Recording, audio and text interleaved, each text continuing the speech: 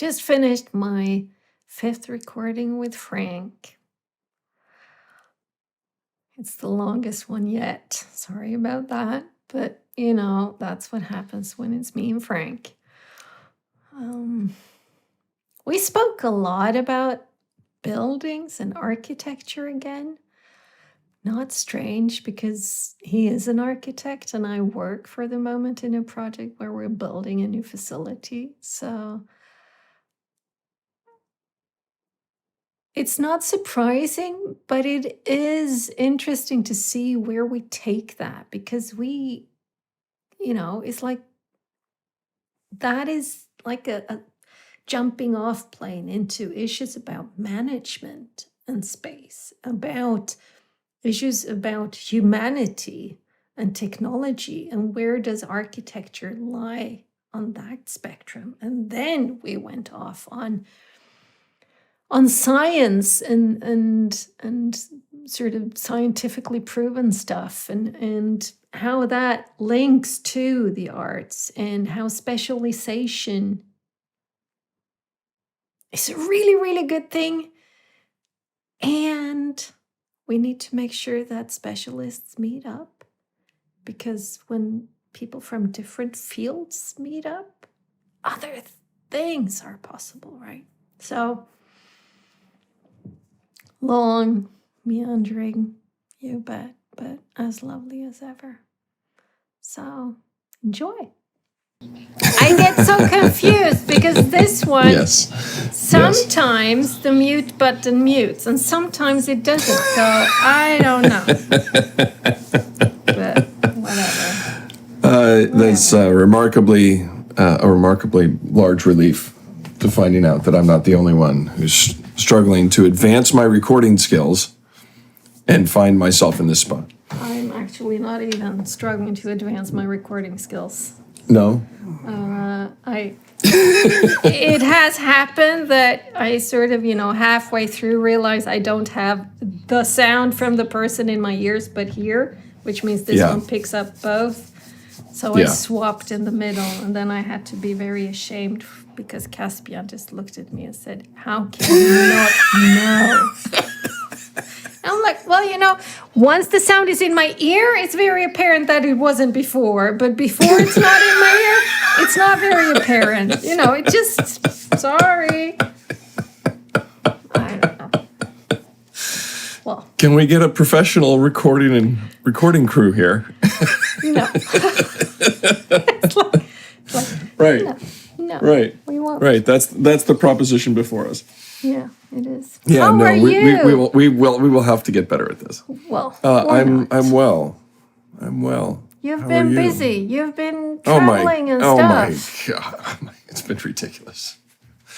Good, but ridiculous. Yeah, I'm back on the airplane, and getting to the point where I'm trying to remember how that system works and figure out what I can get done with that system. And so that's all happening.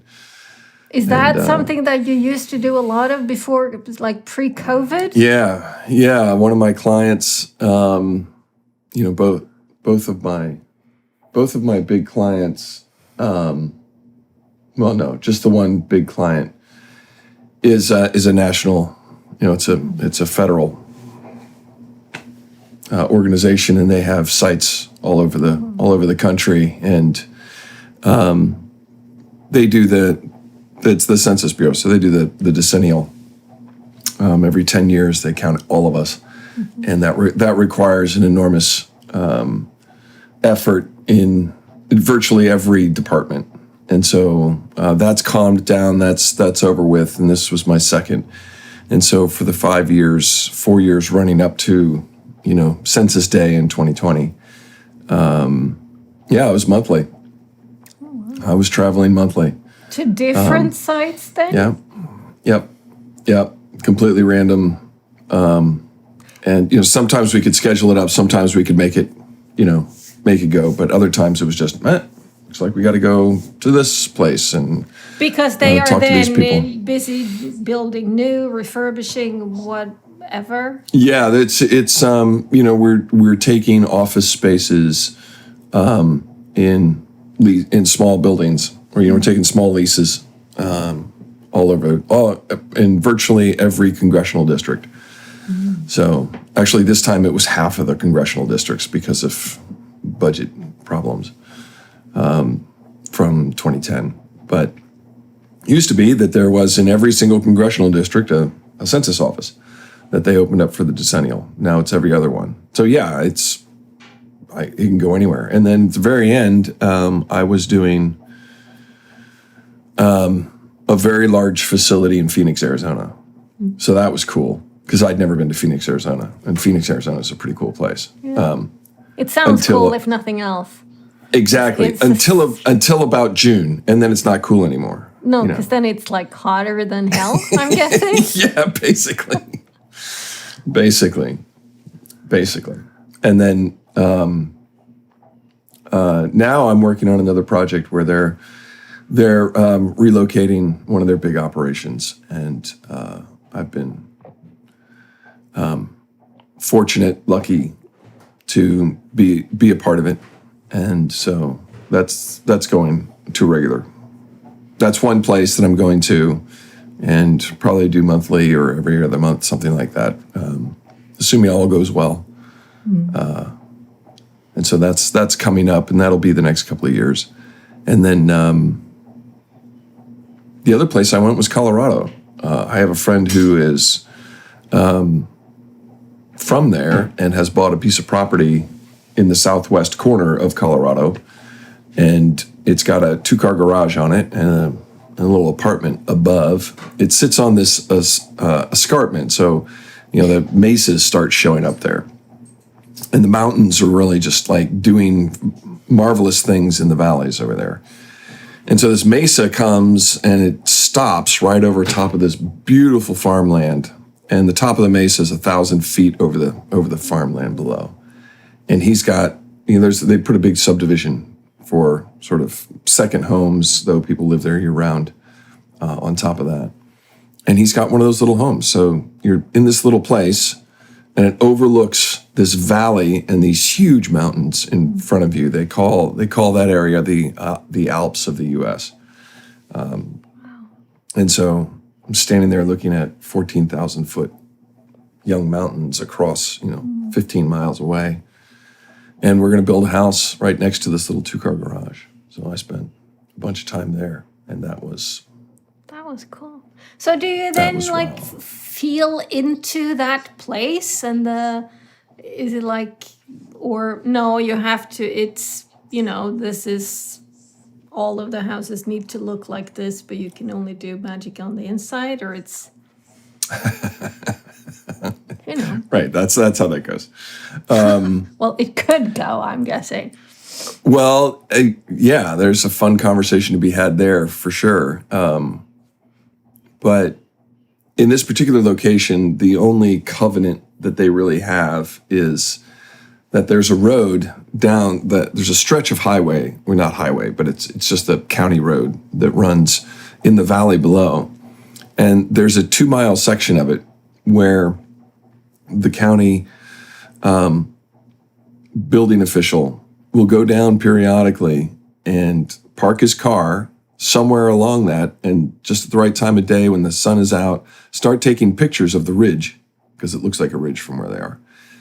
And if more than 40% of your roof is showing, you're in violation of the code. And it's like, okay, but the tree hasn't grown yet, so can you just give me? And they're like, oh yeah, sure, no problem, don't worry about it. They're very easygoing about the whole thing, but they've got this piece. Now, the other problem is that in this particular portion of the United States, fire has become a huge concern. Yeah. So suddenly using a tree to screen your building isn't a good strategy. So there's a bunch of people who've been there for 40 years, and they're like, we're just going to do what we can. Yeah. What do we do? And then those of us who weren't really familiar with the flow of the requirement come along and go, wait a minute, 40% of my roof? Why? What about the facade?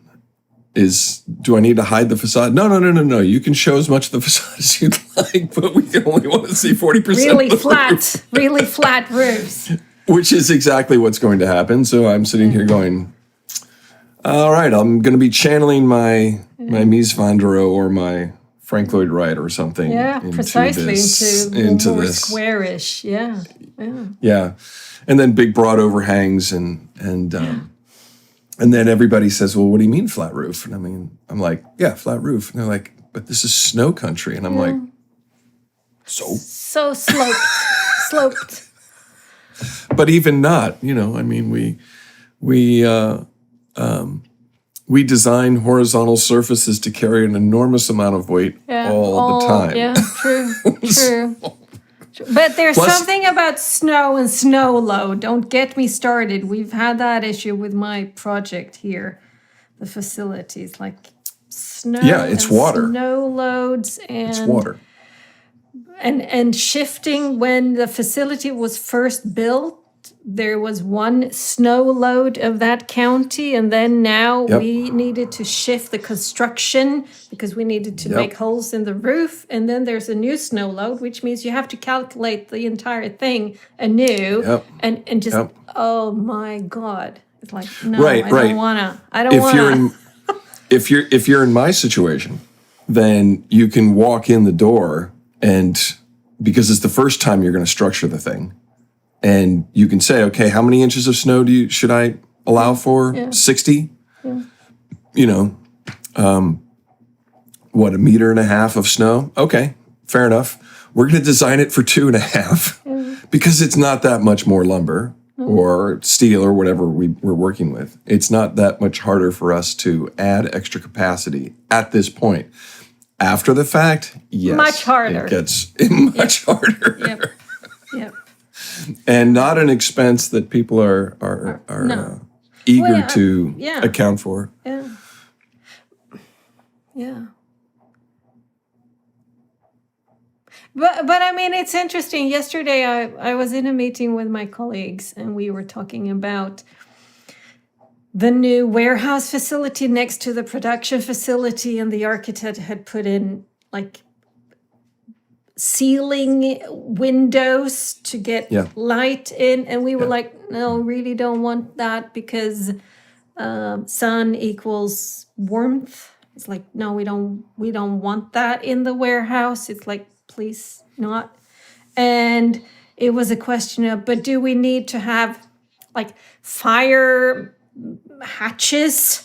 And the architect had said, no, you don't, because she'd talked to fire, and they had said, no, not necessary. And my two colleagues were going, I think we need to look into that. But on the other hand, and they were just like in chorus saying, the problem with those freaking fire hatches, though, is that you need to check them once a year. And every time you check them, shit just drizzles down, you never get it clean, and then you never get them closed again, so it's gonna start to get, rain is gonna come pouring in. And they were just in sync, in chorus, they were saying these from their different experience. And I'm going, why don't we figure stuff out? It's great that we have fire hatches if that's what you need, but they need to work. Yeah, right? So how old is the building, and how long the fire hatch has been there? Yeah, their old stuff, I don't know. This is a new building. It doesn't exist yet, right? But that was their experience from fire hatches. Yes, that's exactly right. That's exactly right. And it's like, we need to make sure that what we put in place works, right? Right. There's a litany of components. That over the years that I've been doing this, people's experience of those components is from 1970 or 1980. When, in 1940, when we first had the idea, it was a cool idea, but we just hadn't had cycle time in the development to figure out how to get it done well, And then there's some components that it's a really cool idea, it's a cool experience, except when it fails. So Skylights is the one, There isn't a skylight that I've met that's going to last as long as an owner doesn't want to fix it. Yeah. No, I can. At some point, it's gonna. At some point in the life cycle a skylight, you're going to have to go up and reflash it. Yeah. And you have to replace the gaskets or replace the unit. And that's something like 20 years, that you've got to be ready to do something like that. And we don't, I mean, these days, it's a very progressive facilities operation that is considering life cycle management of the facility and running the budgets today for what's going to happen in 25 years. Yeah, because that's the thing that I'm guessing is like that isn't included in, like you say, in the preventive maintenance schedule for a building. Correct. Right? It's Correct. like it doesn't right. say. But I mean, if you buy a car, you know that after whatever how many miles you need to change the thingamajig and the that and this and the other thing. It's like, it's included in. It's there in the manual. Right. At 10,000 miles, you need to do this. Okay. Right. And we call it, the arc of engineering has been that when I was in engineering school in the 80s, one of the first classes I took was engineering economy, and it taught the financial methodologies for figuring out what a replacement of a roof would cost 20 years from now. So we learned how to use the formulas we were using and learning in calculus, how to project interest rates and inflation rates and economic growth, that in 20 years you're going to have to replace that roof and it will cost this much money then, right? And then you wind it back to, and you come up with this notion of total cost of ownership. And part of the reason they were teaching first-year engineers this was because that's how facilities and infrastructure were budgeted. And so then I went on, I got my architecture, I got into architecture practice, and I was doing all of that, and I finally ran into, when I started my own firm, fast forward 20 years, I started my own firm, and I'm working with a new engineer. I've hired a new engineering company, and he's a couple of years ahead of me in age. And so we started having a conversation about life cycle costing and how I haven't seen it, despite the number of different kinds of firms that I've worked in and the variety of clients I've had the fortune to work with. I said, I'm not seeing life cycle costing, and life cycle costing will drive the decisions about making buildings in such a way that they just perform better overall. You don't get the leaking. Oh, you come to a need for a roof hatch with a different mindset. And he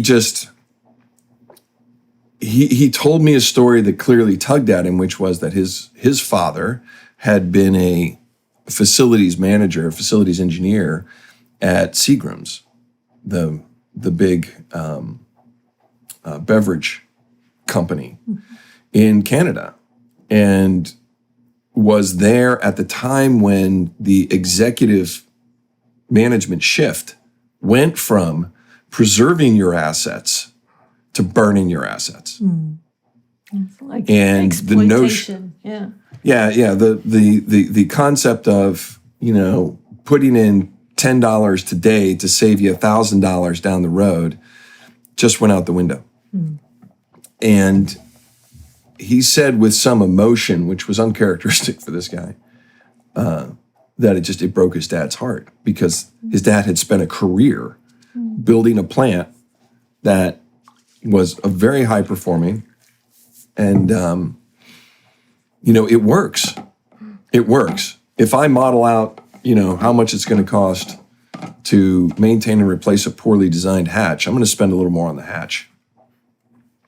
And this gets back to the long arc, precisely, right? Because one of the things that one of the associations I have with the notion of long arc is that about that time when I first started coming into the profession, there was a corresponding period in my personal life when I was trying to get my feet under me as a young adult and a recovering person, and I was sampling philosophies and religions all the time, because it was just, that's where you end up. It's a spiritual problem, and you sort of end up, we're looking at the spiritual traditions. And one of the ones that I stumbled across and I that particularly activated me was one of the Native American notions of 7 generations. And I have no idea how long a generation really is. I've never gotten a clean answer from anybody on, when you say a generation, what exactly do you mean? But what I do with that number or with that notion is I go, okay, just think beyond my lifetime and actually go beyond that and just try to imagine what's the planet going to look like. And not really the planet, but really, your ground right here. And the decisions you're making today, how's that going to affect us way down the line? And that was, at the time, my first association was, oh, right, life cycle costing, total cost of ownership. Got it, okay. This is why, and my mother's version of it was, yeah, you can buy that fancy, really cool looking pair of shoes for $20, or you can spend $120 and get these also cool looking shoes, but you'll have them for the next 20 years. Mm-hmm. Whereas those little guys, you're gonna have to replace next season. And frankly, Frank, I'm tired of replacing your shoes. So we're gonna get those. So that was my first introduction to it, but really then the other thing that's happening in my mind while I'm coming up with, running across 7 generations is, it's right, slow down. And this is the first time when the long arc reemerges back in my life outside of, my reading of science fiction. When it was easier to imagine in science fiction stories set 40 years from now or 50 years from now. And that's the piece. So there was this sort of also mystical, spiritual kind of connotation. And now I look back at history with different eyes, and I look back at the decisions that are made when cathedrals are built, look back at the decisions that are made around, historical events, and that resonates differently now. And when we come back around to buildings and the very personal, make a hatch that works, please. Part of my practice is always that whenever I run into that, and I've run into a lot of it actually over the last 3 weeks, 4 weeks, is, let's take that concern you've got and put it on a parking lot as as an issue for us to track. And maybe not in the case of the fire hatch, but in some of the other instances where I'm wrestling with this issue, where people their perceptions are, this is the way it is, and so we don't want it. And I know what they're talking about. I've had the experience, I've seen it, but I've also had my mind changed because I've then seen the updated versions of it several times. And so now it sits on the parking lot, and now my task as facilitator or architect is to encourage them to change their point of view. And if at the end they still decide not to have this, that's fine, but it's an important thing. Mm-hmm. So let's go ahead and, go visit somebody who has a successful fire hatch, if we're going to use that example, right? Mm-hmm. We're going to stay on that. Mm-hmm. Let's go see what that looks like. Mm-hmm. And then maybe, like in story skills, maybe slowly their mind is changed. Mm-hmm. Because I know that the fire official, the building official, is going to require me to have that component. And so, fire hatch or a sprinkler system is like my colleague said. It's like, it's like if there's a fire, either it burns down or you pour it all away because you spray water all over. It's like, right. Neither is kind of a good idea, really, honestly. Neither is right. And let me ask, do you back up and start asking questions like, so do we need the warehouse? Well, no, we actually haven't done that because the notion of the warehouse, given the product that we're going to be producing, it's quite a high throughput warehouse. There's quite a lot of stuff going in and going out, and it's quite rich in volume. Yeah. So it's a fairly, and it's rather on the piece of, will this warehouse be enough, or do we actually need to have another one somewhere, rent somewhere adjacent? Right. So it's right. rather that issue. Oh yeah, and ironically, that's the facility that I'm working on. It has a 1/3 of the programming is a warehouse, and having just come out of the decennial, that warehouse really got stretched and stressed, and so yeah, and we ask that question all the time, and how does that work? And that we are part of the decision making team about how that goes, and so we have a voice in it. We won't be the final decisions, but sometimes it's sort of whose recommendation is going to carry kind of sort of floats around, and I'm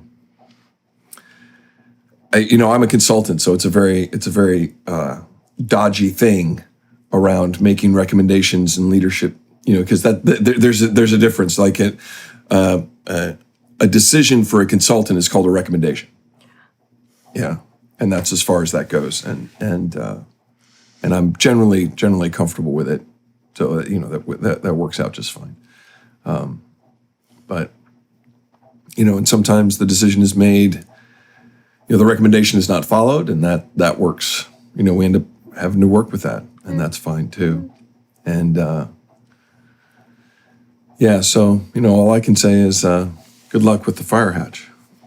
Yeah, we'll see what that happens. We have a do you call it a wall that carries weight? It's a bearing weight. Bearing wall. Yeah. Bearing so we wall, have.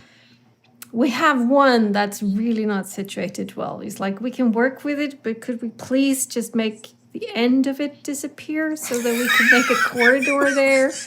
And it's like, the architect was, it's no issue, you just make a little notation when you hand in the building permits application, yada, yada, yada. But the construction consultant, who's the one calculated, because above that there's a low part of the building, and then there's a high part of the building, and it's just where those meet. It's where we want to take away those 2 meters of that bearing wall. So he's like, well, you can put in a 600 millimeter beam and this and that. And we go, and it's interesting because it's like, we were looking at it and seeing that we really, for the flow, for the ease of the process, that corridor really needs to go there. But me and my 2 colleagues, we just look at each other going, and if we cannot, we'll work around it. It's like, we have that. We know we can do that or this. It won't be as nifty, it won't be as good, but we'll do this and that and the other thing. So it's like, it's interesting to see how flexible we are in our minds.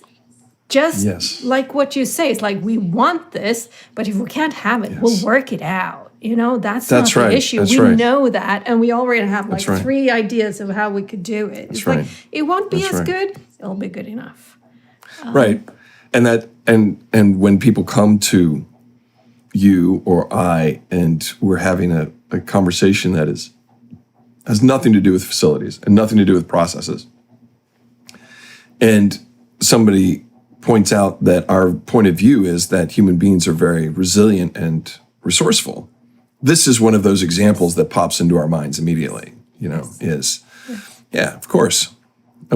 And it really, it's an assumption that I see when I see program, the list of requirements of a facility. One of the things that I'm aware of is that this is a moment in time.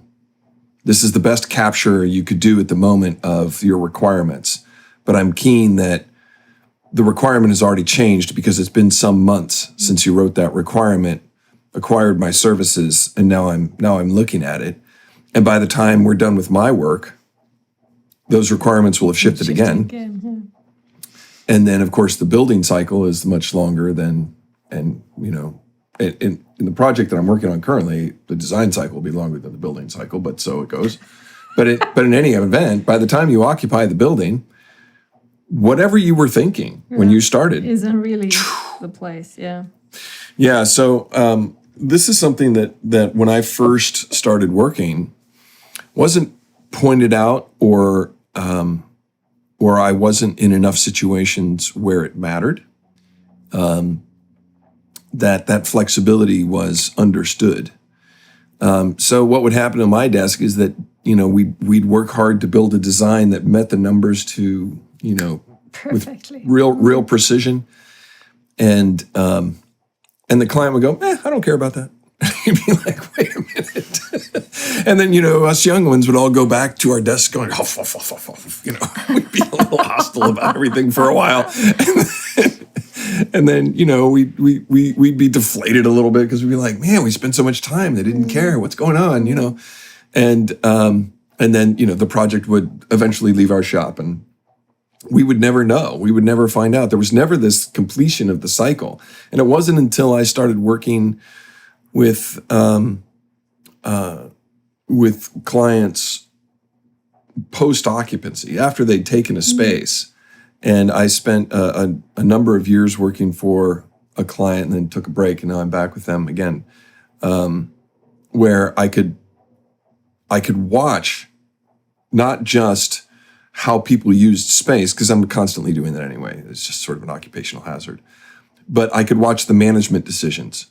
Okay, this building was configured in this way, so now they're having to manage from this point of view now. Here are their management problems that come because the building is designed that way. And here's the list of management problems, which is far bigger, that have nothing to do with the building configuration. This is just, they could be doing this in any building they were in, which is really enlightening, because it gives me lots of perspective on the fact that, people are super resilient. And one of the things that's fun about having worked on the census projects is that, the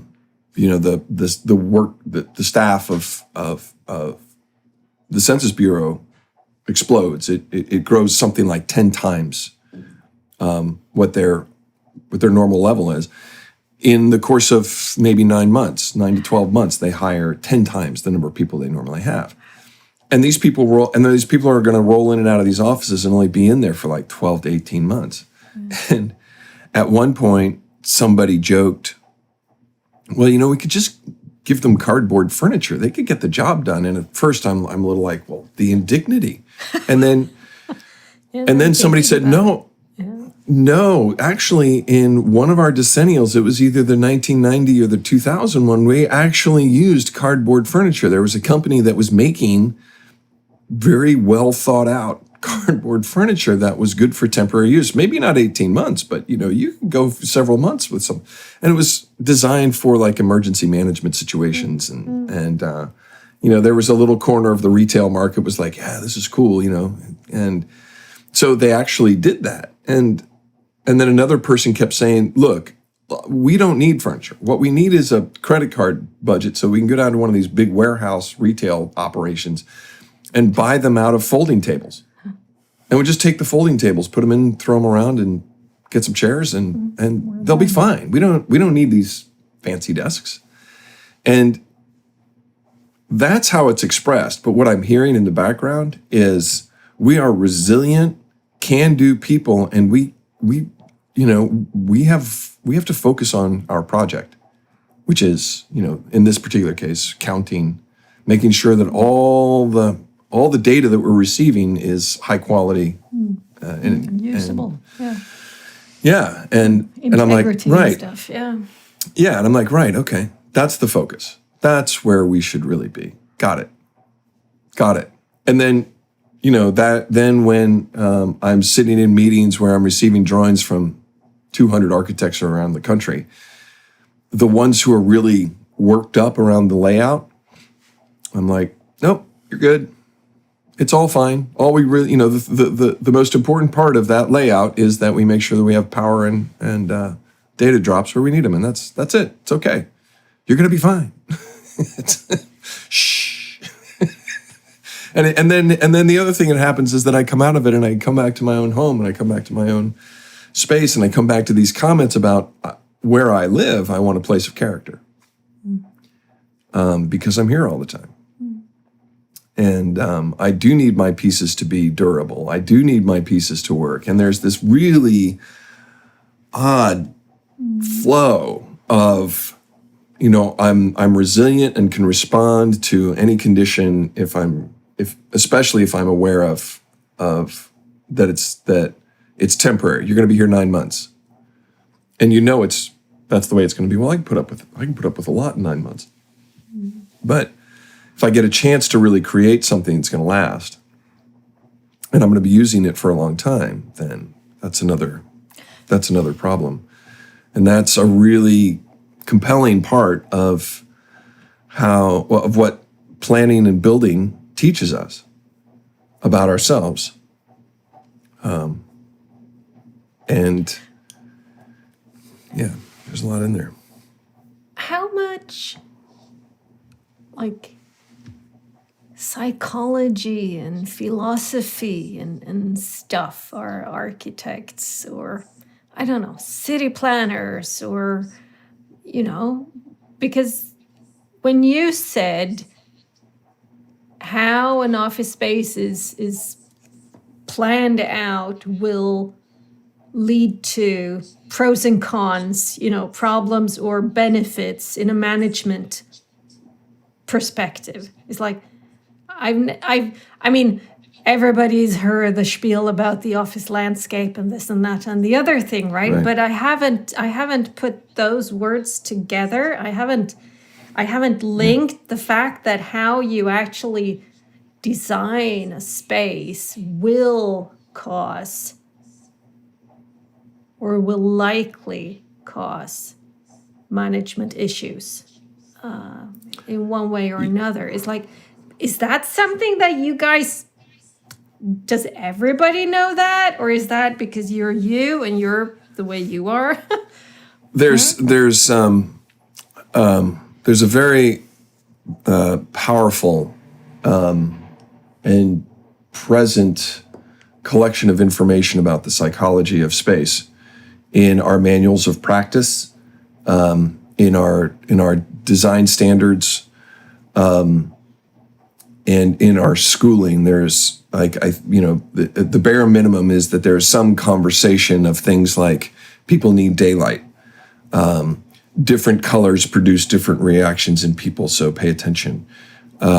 Landscaping produces different effects than no landscaping. And so, we've generally moved as a society, as a collection of professionals, from building places, if we can, where there's no view of the sky. There's no view of, in a warehouse situation, I've got work teams, I've got staff out on the floor all day long. They have to be paying attention to, the industrial nature of their work, because it can be, it's a tricky place. It's a dangerous place. It can be a dangerous place to work in a warehouse. On the other hand, I've got people there, and people need daylight, and people, they need lighting to get the job done technically, but psychologically, they need relief.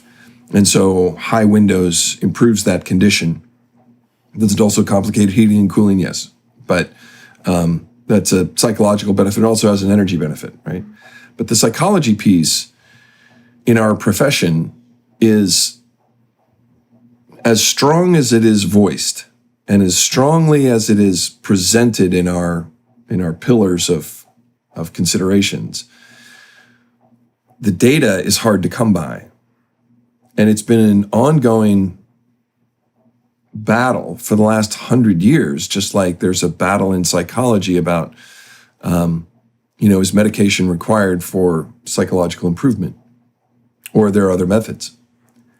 And it's the same kind of trouble in the sense that how do you design a study that says an open office, people who are in an open office perform better than if you take the same crew with the same management, same task, same economic pressures, and put them all in their own personal offices?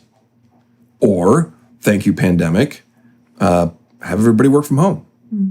And the pandemic's been interesting because it'll be we're all waiting to hear much more concrete information about what's been the effect of productivity, what's been the effect of, and in knowledge work, it's tricky, right? Because we're not building widgets. We're working on virtually all knowledge work has some heavy creative component, right? You have to make judgment. We call them judgment calls. We make them, as a knowledge worker, I'm making independent decisions. That's the language we use in our contracts. We don't say that we are creatives. What we say is you are making independent judgment calls. And somebody will look over your shoulder and provide some quality assurance, but it's you are responsible for coming up with this scheme to build a block of code, to develop a marketing campaign, to figure out processes for handling material, right? So, in theory, a knowledge worker isn't kicking out widgets. So how do I measure this? How do I measure productivity? How do I measure effectiveness? I don't know. Are you getting the job done? Yeah. Well, how do you measure the job? Well, we had a deadline, and we had so many units we had to deliver. We delivered them. Okay.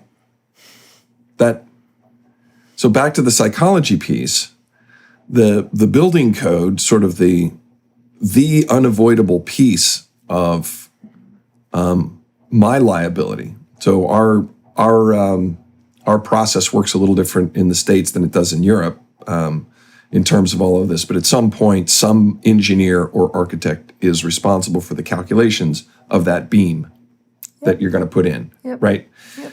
And their responsibility is encoded in the International Building Code, which says, thou shalt provide calculations and do all this, with a whole section on interior, on the interior space.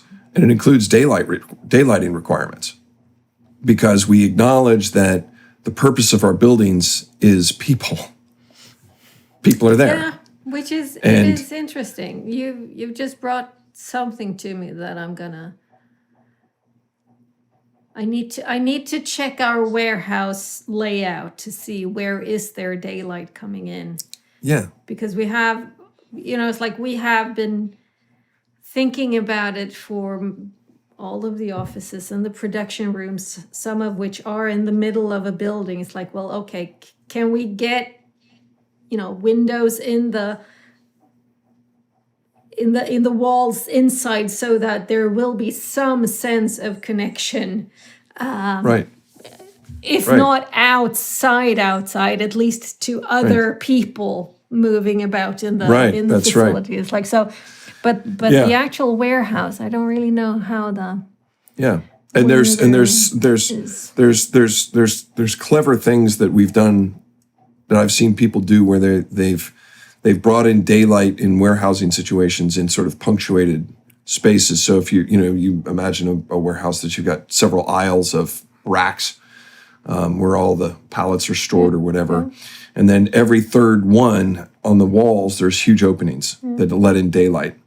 And so what's happening is you're not doing it in every wall, but you're doing it in enough walls that you get the ambient situation, but you also get some visual relief. Yeah. And visual relief turns out to be sort of a way to signal for people. They start using this for measurement, and so they can start saying things like, "Oh, that's way down in aisle 22," and they don't have to read the cards anymore. Now they can read the punctuations of light. Or they know the column bays. That often the racks are stacked in a higher frequency, or there's more of them. There's like 10, 3 or 4 of them per 50-foot bay, or 6-meter bay, or whatever, and they start to read the columns instead of and so those are kind of visual navigational cues inside buildings. The other thing is you start looking at this was a huge issue in the 1800s, and we sort of emerged from the 1800s with a new thought about people, because we were doing heavy manufacturing in facilities without windows, and we started. Started responding with, oh, right, we need to bring daylight in because it's humane. It's a wellness factor. It is a wellness factor. Exactly. But try to go digging around to find out a properly, the gold standard for for scientific studies is the double blind, right? Sociology is try to find really strong double blind studies that says this percentage of daylight provides well-being and that translates into better performance. And you won't. With all the factors controlled. And it's not going to happen. And there was, one of the places where this is super problematic is that there's a section in one of the canonical manuals of practice for architecture that says, you can do a contract that says you get a percentage of all the improved sales because your design is so good, people want to be in your space.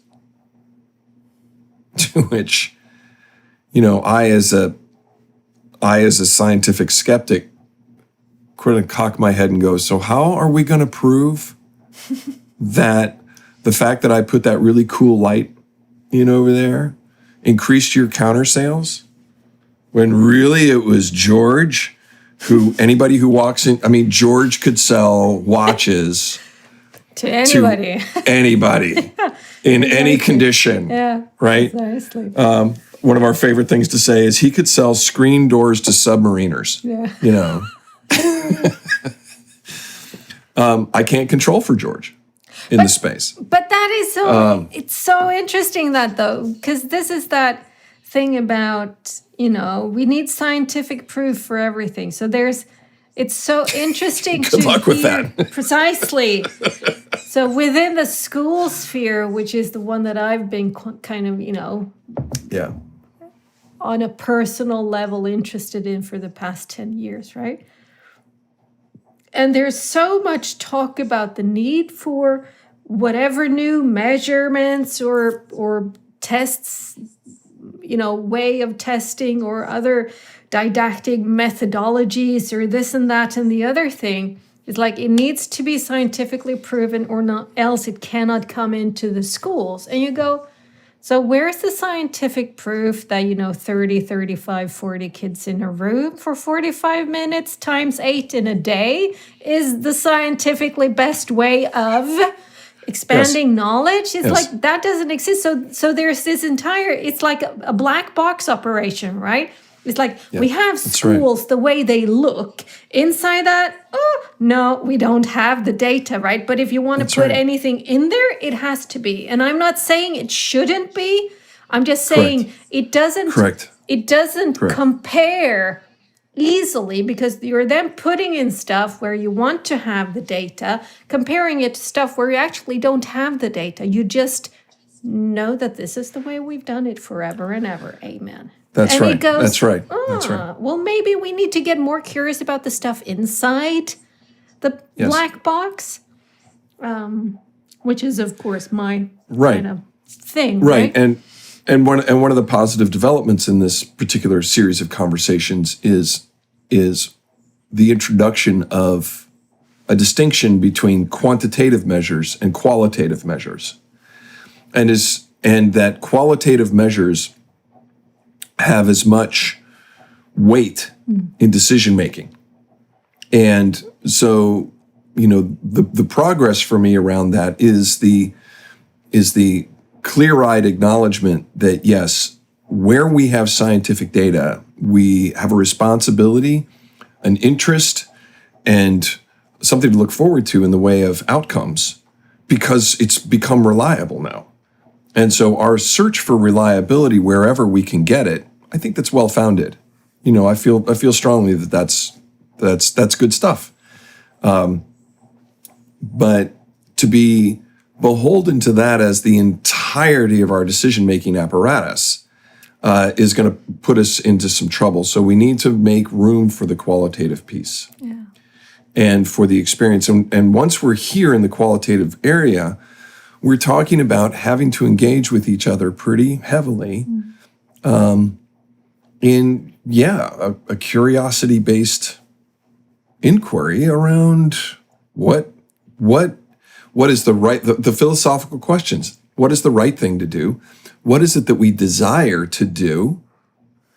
And what is it that we can afford to do? And can we mesh all those three things in a way that gets us the outcome that we don't have the quant yet, but we're pretty confident that we can work with whatever qualitative decision we make.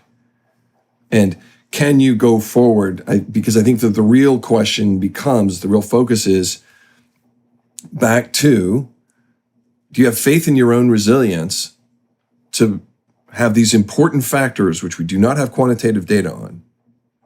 Are you comfortable enough are you confident in your own resilience to respond to the sort of things that are likely to come up here, which leads to the number one tool in my toolbox, which is scenarios. So whenever I try to do work, whenever I'm asked to do work, in order to acknowledge both of these pieces, I start working scenarios and say, okay, you're currently at a moment in your big operations here, census, where you're 1 year out from having done the big fat survey you always do. And the challenge for you at this moment, in this scenario, in this 1 year, is that you have a lot of empty desks because you had a lot of people, and now you don't have those people anymore. What do you do? So when the people who are trying to do budgeting walk in the door and they see all these empty desks, they start scratching their heads and going, well, we don't need all of this. And so that's one scenario. And how do you defend that? Oh, don't forget, we just had this big thing, And then another scenario and another scenario and another scenario, so that we can start helping everybody remember what it's like when we get the new order for the new thing that nobody thought about, and it has to be done quickly, like vaccines, or the supporting components that go along with it, like masks. So, how do we get, where does that lead us in decision making? And that's super interesting, cool, and without a lot of space. And very quickly, an architect just trying to move the walls around. I mean, at the end of the day, right? We're moving walls around, specifying colors, specifying shapes. That's where we have to go. But we're involved in a psychological conversation in order to get there. And we call it it's a management, it's a design program. We call it design, but fundamentally it's, how do you, client, want to live? How do you expect to manage this space? How do you expect to use the space you have to get the job done that you're trying to get done? And is simply making sure that all this material comes in and all this material goes out, is that the entirety of your concern?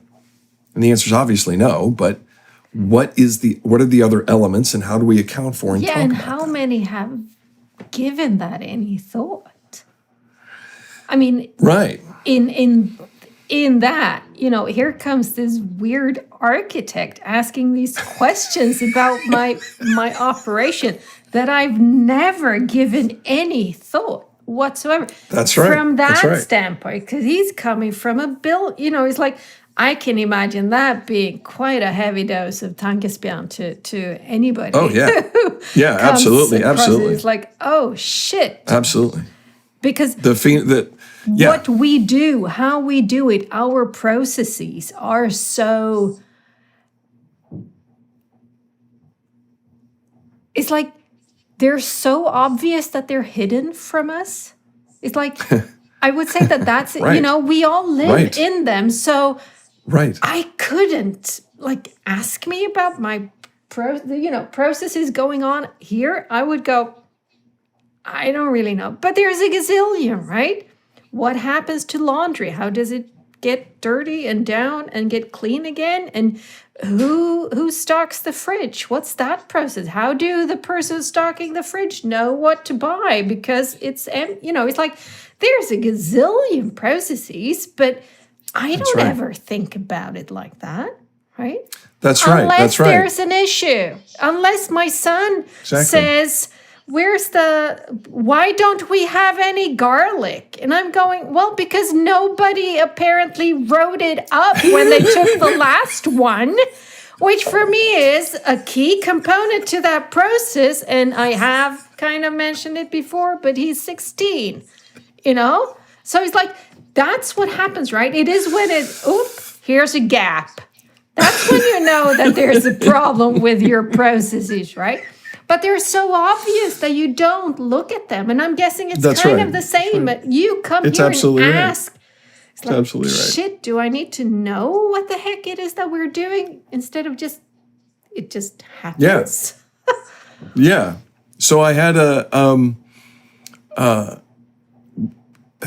one of the interesting things about architects that we constantly run into, the psychological condition we run into constantly as architects, is we meet our clients at a point in their life of massive change.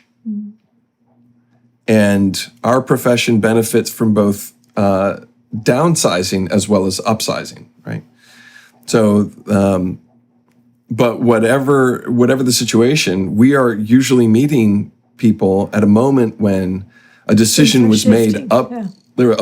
A decision was made upstream before we were contacted that said we need change.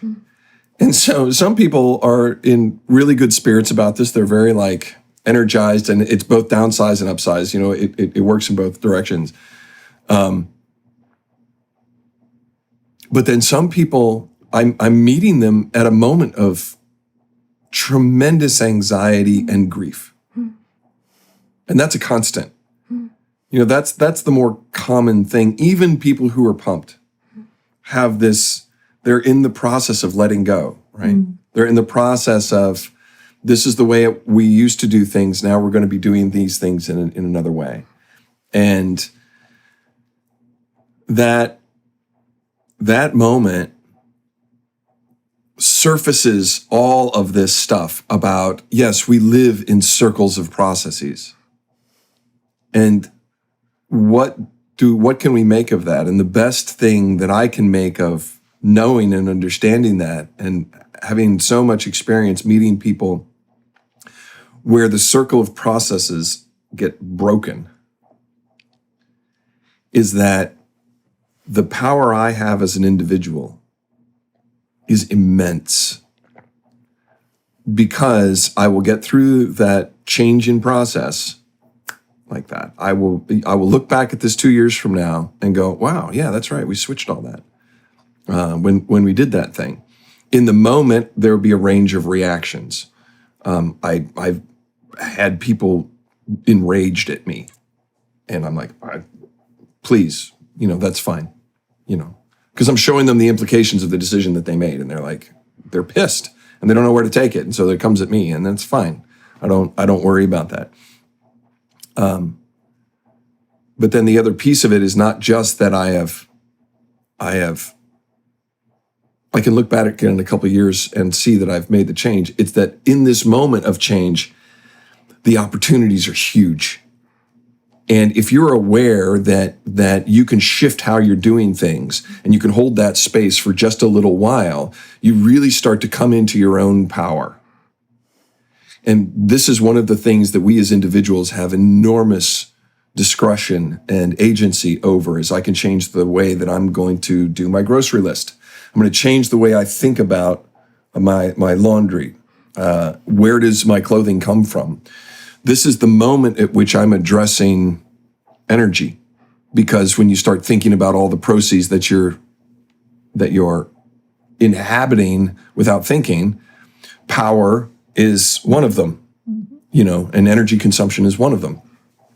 And so the medical system, and it just keeps going on and on and on and on and on and on. And how processes work, how decisions are made, what the logic is, all of that stuff sort of comes crashing in together. And it's fascinating to me.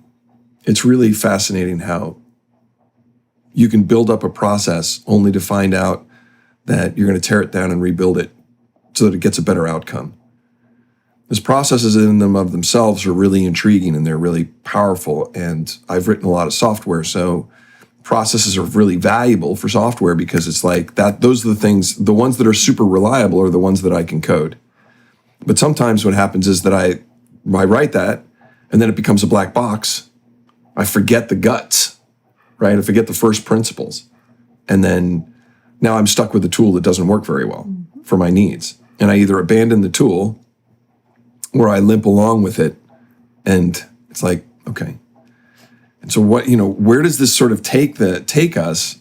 in our own personal psychology and our own personal growth, and our own personal advancement, because that's at the heart of why we build in the first place. We want to improve a condition. Yeah, and it's like I had a conversation with somebody who, I don't know where I don't really know how we got into it, but he said in Sweden, the architects at the universities are under the technical. It's like they're engineer. It's like they're over there in that corner. In Denmark, the architect school in the university sphere is amongst the humanistic. It's like language and arts and stuff. And I just exactly had right. Oh wow, that kind of explains why there are so many Danish architects, even that I know, that win kind of these international, Sydney Opera House top example, but others too, and I know of Danish architects winning a lot of architectural design competitions in Sweden too. And I had a friend who said, well, there's a lot of Swedish architects who win architectural design competitions in Sweden too, and that's just the point. Yeah, in Sweden they do. You don't have a lot of famous Swedish architects. You actually don't. I don't think I can say one. Right, but the emphasis would be on the engineering. The quality of the engineering would be different. Precise, and I mean, it's like, again, if you want to bridge and you want to make sure that it absolutely holds, no problem. A Swedish architect would make that happen, right? But it might not be as good looking, even though, and my friend said this, and I tend to agree. I think that the architects in Sweden, underneath this technical umbrella, they are kind of the hippies of that sphere, right? Because they are, I think, to a large degree, very creative people who are drawn to the arts in some way, at least part of them. But it's just interesting how one such little, that's also, again, you speak about this, about space. It's like, that's another type of space. Where in the organizational chart do we put you? Are you under the humanistic arts stuff, or are you under the more STEM, science and mathematics and technology stuff? It's like, that actually also impacts the result you get from it. Welcome to my world. Yeah. I started my academic career in the sort of mechanistic. That's not right. That's unfair. I started my academic career when I got serious about it at a school that was focused on the practicalities of engineering. And I spent my first 18 months in that environment. And that made a lot of sense to me. I'm the child of a naval aviator, and so there's this piece of being in the world that is fascinating and amazing, and like, oh, this is so cool. And looking at aircraft with a child's eyes, not with the eyes of an adult who understands war, right? Because that's the context in which my parents are living, right?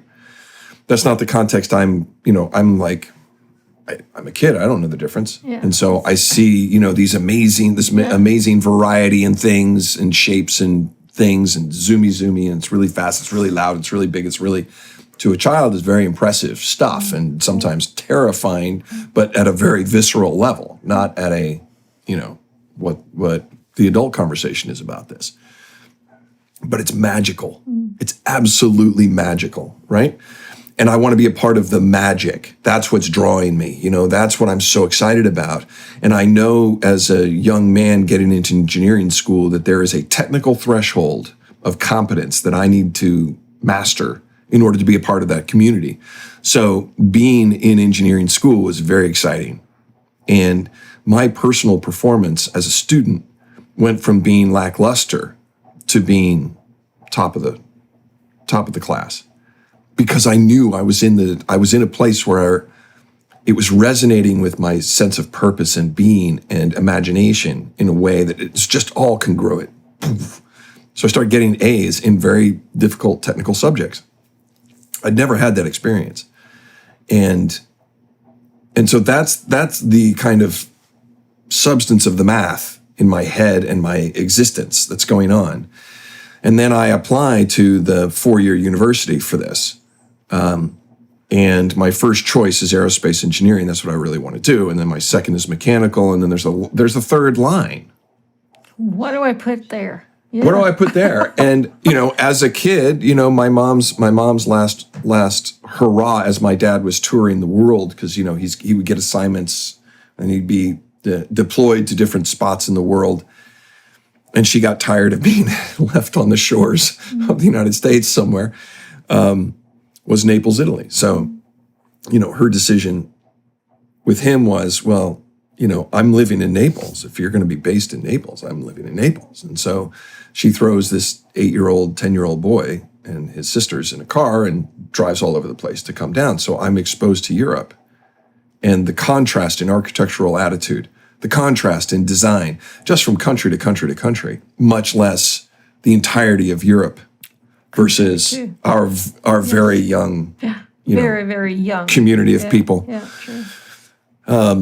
In terms of Western inhabitation, right? Because this continent's been inhabited for millennia, right?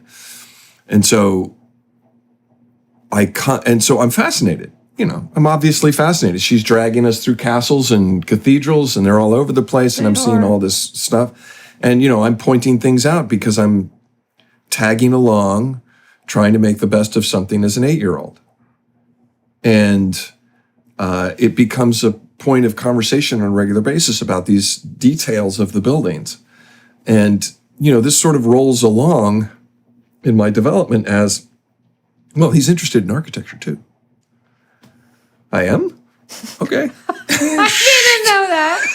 Yeah. So that goes in the third line.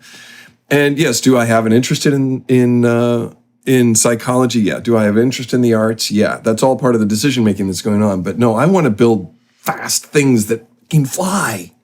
We can make stuff fly. Has anybody seen this? To which my parents are like, oh God.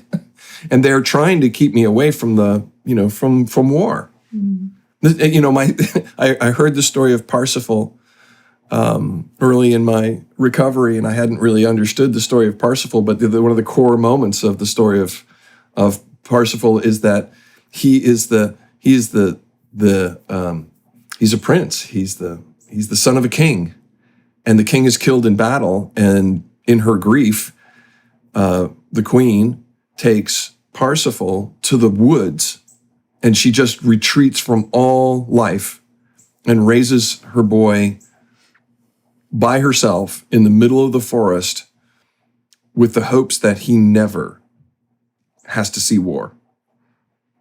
And that describes my parents' philosophy about all this stuff growing up. So now I've filled in this little block called architecture. And my grade point average, I'm in this school up here, the community college up here, because I'm trying to recover my grade point average. And it just doesn't work out. That, the aerospace guys are like, sorry, you missed it by that much. Okay. Same with the mechanical guys. So I end up in the architecture school, who's happy to have me because I've already got my core curriculum already taken care of. I'm clearly demonstrated that, I'm a serious student now. They're very excited about this. What surprises me is that I've walked into a humanities architecture school. Virginia Tech is known, it turns out to have a really powerful reputation in this country among architecture schools. Something I did not know, something I have never tracked, something I've never really paid attention to. And it has not been part of my qualitative criteria for the measurement of my education. Yeah. That wasn't why. All I knew is that when I got into architecture school, they were asking us to do art-based assignments. And it turns out there's 3 architecture schools. In the United States, the standard is that we go to a 5-year program. and we get a Bachelor of Architecture, not a Bachelor of Arts or a Bachelor of Science. This is a Bachelor of Architecture. It's a professional degree on our way to becoming licensed. And in the state of Virginia, there are 3 schools that provide that credential. And Virginia Tech is almost exclusively focused on the humanities and the arts. And their model is that they are they're second or third generation Bauhaus. So it's the craft-based, you spend your first 2 years working with, I had fellow students who were working in clay, people who would spend time in the wood shop or the metal shop, and they were building these exquisite things. And I had a friend who spent one entire year, his whole third year effort was that he was doing sketches of Mont Saint-Michel from the same perspective.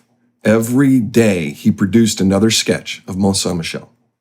And his final project was the far wall. He managed to get a desk against a far wall where the wall was 20 feet high, and he produced a sketch that was 20 feet high of Mont Saint-Michel. And it took him months to draw this. But it had that same, because he was studying the light. He wanted to know how the light worked on the various surfaces and how that went. And that's the world into which I get dumped, quote unquote, if I'm thinking about it uncharitably. From this very kind of practically minded experience of engineering, I walk into that. And that's when I get into recovery, because I'm like, I have a mental health breakdown, basically, because I can't handle the right brain, left brain. It's clear that the demands of architecture school are so high that I'm never going to be able to make up the ground on the mechanical or aerospace engineering side.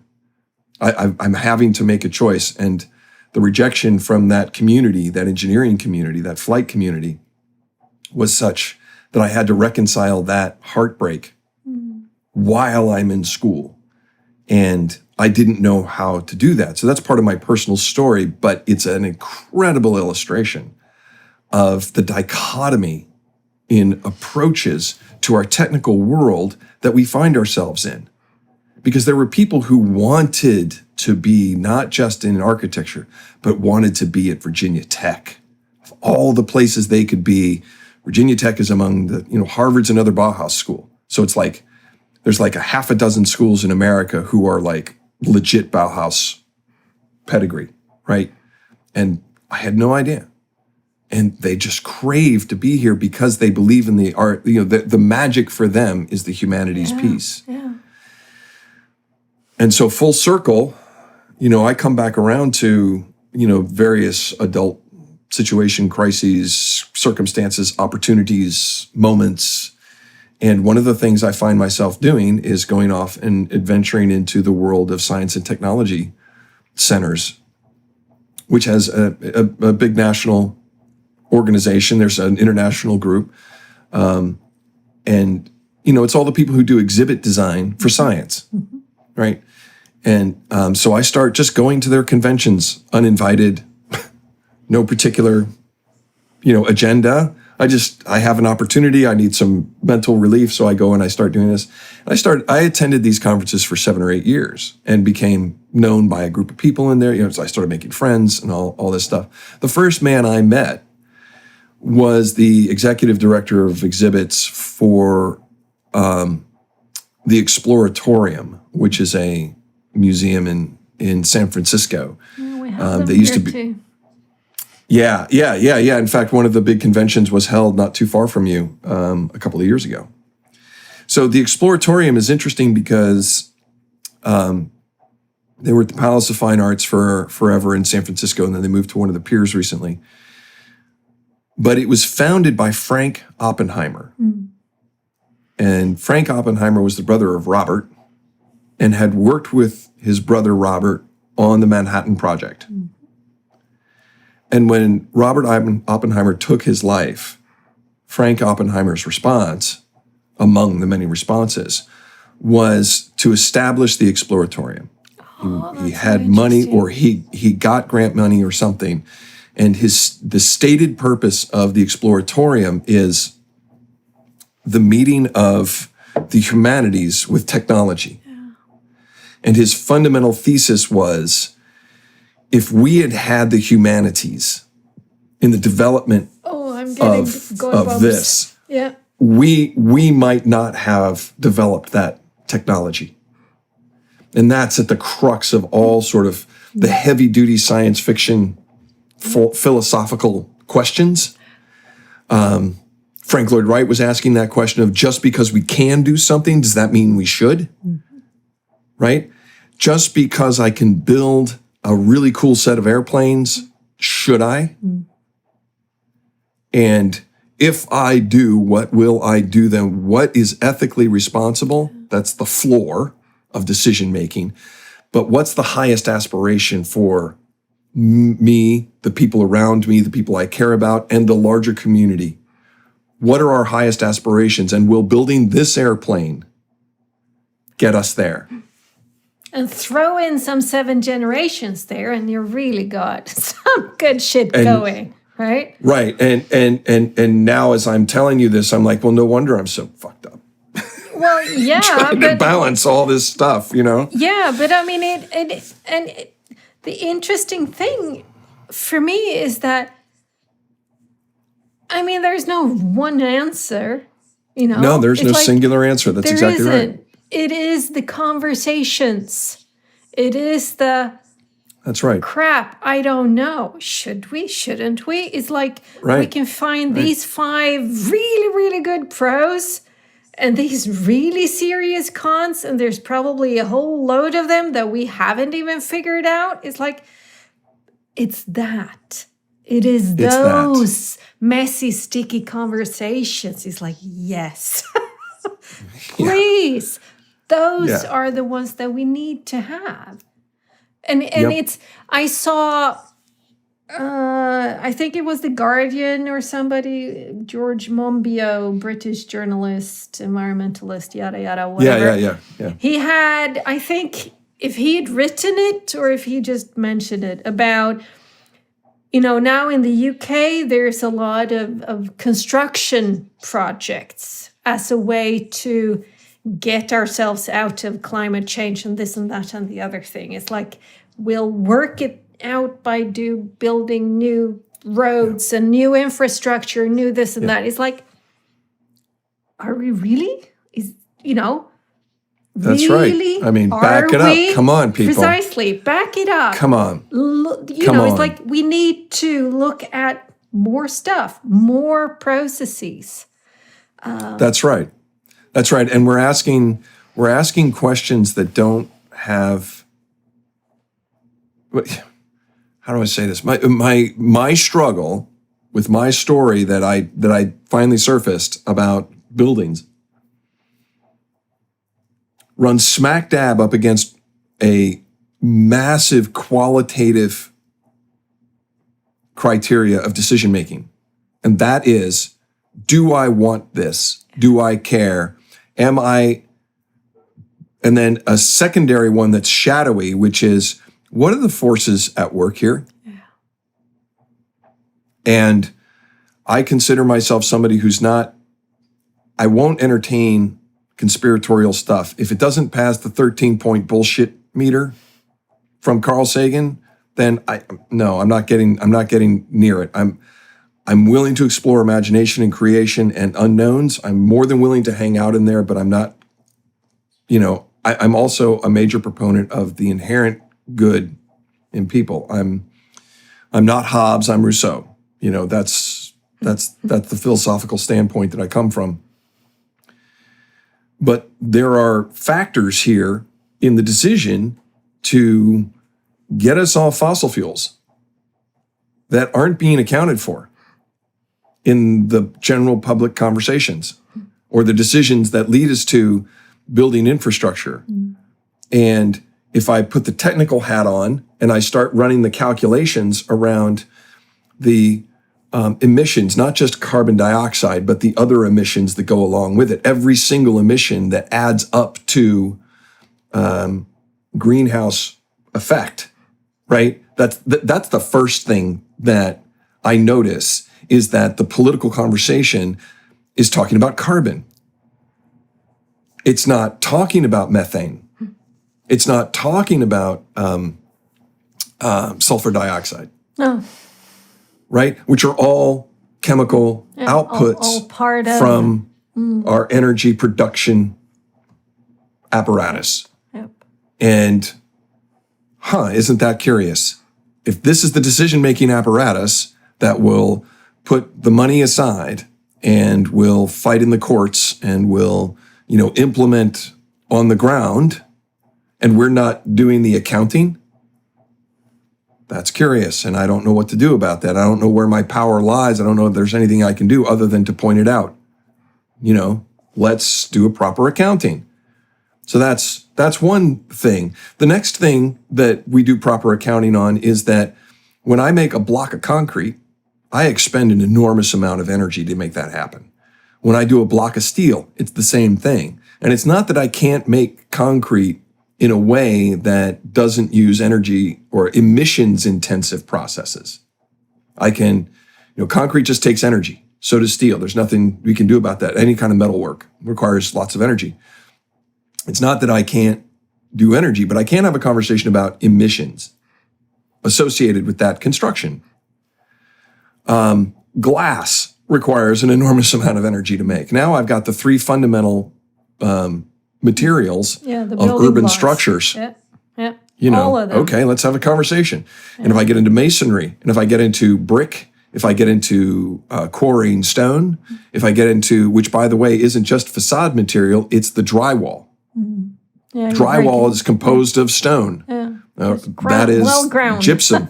Yeah. It's gypsum, right? Yeah. And so these building blocks of our buildings, these building blocks of our roads and our highways cost, from an emissions point of view, an enormous amount. And it turns out the amount of emissions roughly corresponds to the operational emissions over a 50-year cycle. So in order to do this, we're going to just blow our emissions budget just to build. Yeah. And interestingly, that's not in this column of accounting either. Precisely. And we've got this economic engine that's built around saying yes to this stuff. And we've got this wellness equation, which is a legitimate humanitarian, human thing around wellness. Everything, which spans the range from basic life safety. Can I cross that bridge in my car? Right? We've had spectacular failures of bridges here because we're at the end of the 50-year life cycle of the bridges we built in the 1950s. Oops, we need to fix them? Yeah, we need to fix them. Before they fall down and kill people, preferably. If I had invested at 5-year intervals, putting eyeballs and associated wrenches, that bridge would not have fallen at year 50. Mm. And that's just plain physics. We know that stuff quantitatively. Mm. We can predict it with high precision, right? So kicking the can down the road on the decision-making side isn't necessarily going to help us, right? We have obligations. So the human piece of wellness starts with that kind of physical safety, but goes all the way to somebody is coming to a commercial facility or a government facility to do their job every day. Is the air quality in the building good enough that they do not have collateral congestive allergies issues and stuff, right? To a range of materials that have been introduced into that building that we don't really know anything about. And we don't necessarily. We haven't done the air quality studies rigorously enough to understand the variables. We're getting there. But what we do is we keep stuffing higher mesh or smaller mesh filters into our systems to catch all that particulate. But it doesn't necessarily change the profile, right? And it doesn't change the philosophy.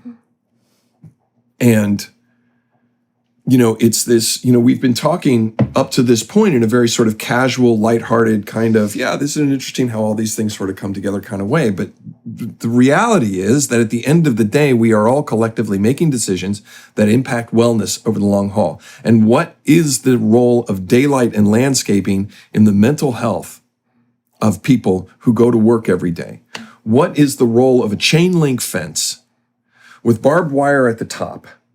And that was just freshly installed at a new installation, and you walk, the building you're going to now walk into for the next 50 years as an employee looks an awful lot like, and there's guards walking around with guns. Yeah.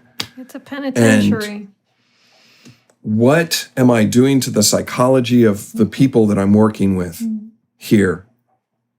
And so there's like a gazillion things popping in my head. One of them is the fact that, I don't know if you've heard this, but there's like one company in Sweden that does cement. Semtech, right? I don't know. I don't know. But keep going, sorry. I'm showing off. Like I don't mean to break the spell. Right. It's one company.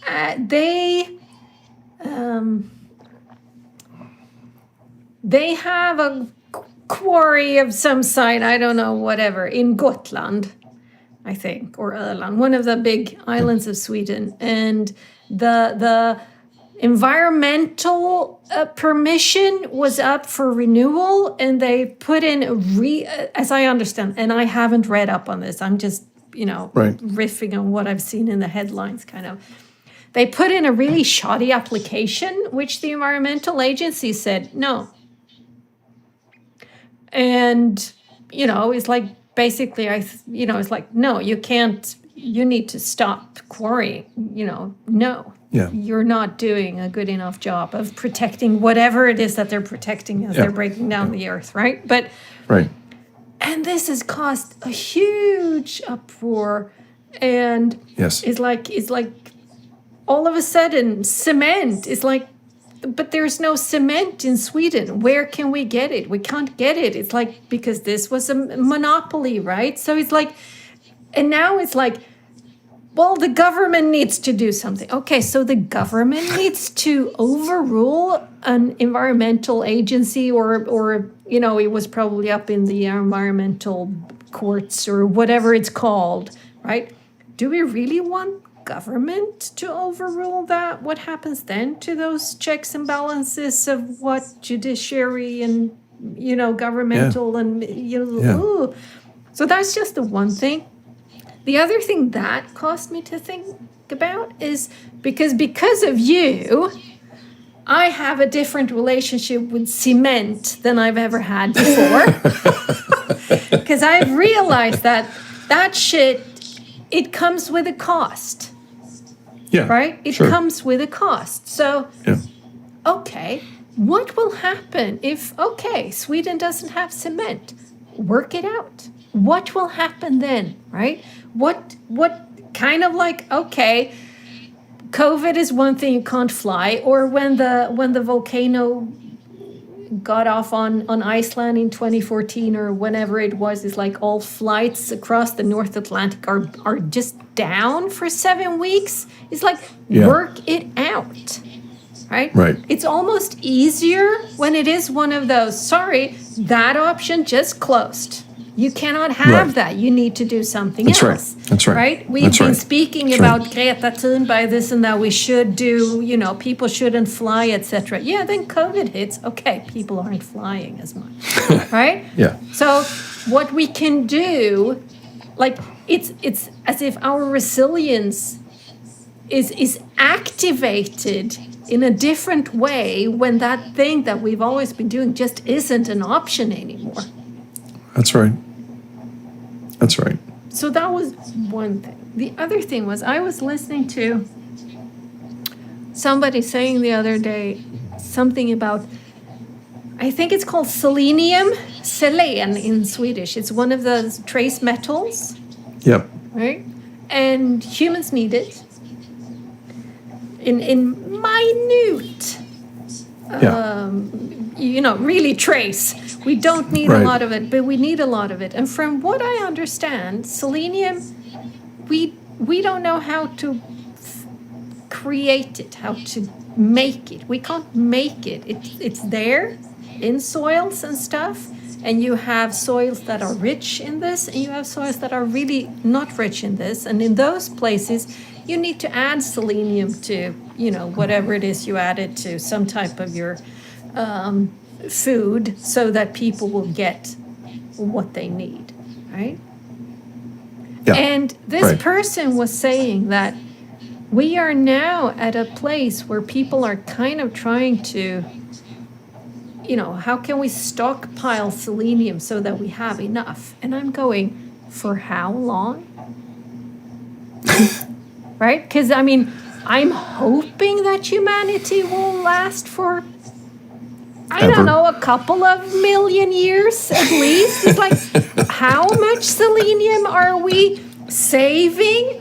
Because I'm guessing, we are, building on selenium-rich soil. And when you do that, you throw that soil away, and that selenium is kind of gone from you, right? So, so it's just, it's like you say, the accounting, if it's done, it's like, okay, it's done with blinders on, so I'm just looking at these things, or it's done with kind of an end. It's like, okay, for the next 50 years or 100 years. But what if we were speaking about the next 3 million years? What then? Right. Not even 7 generations. It's like 7 gazillion generations. What then? Right. And now you're right up on the edge of the best that we can do with governance. Because it's, there's an established time span that we can effectively govern at, and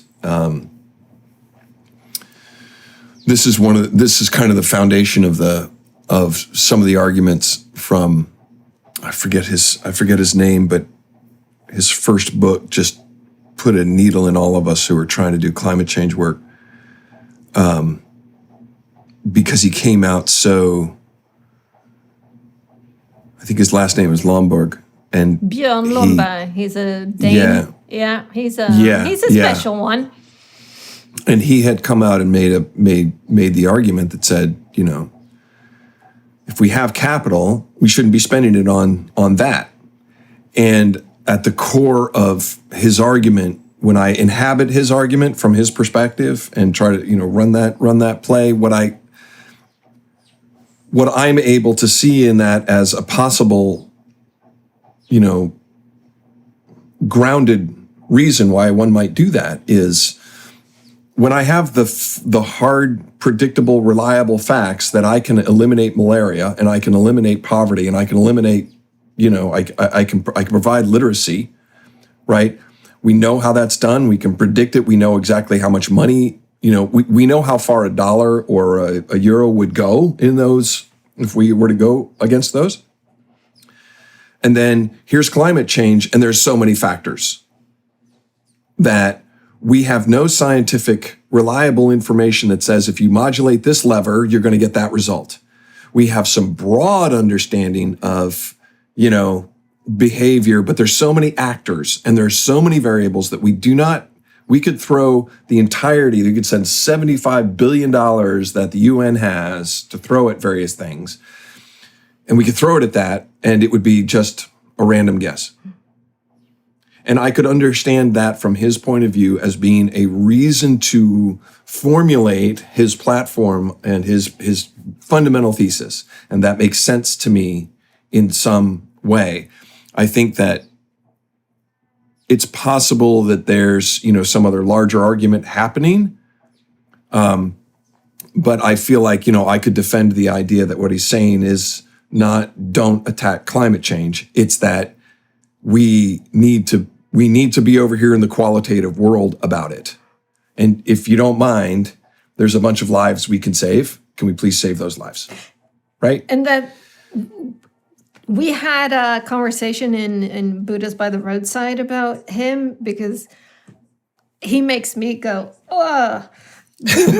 Because Sure. Yeah. because what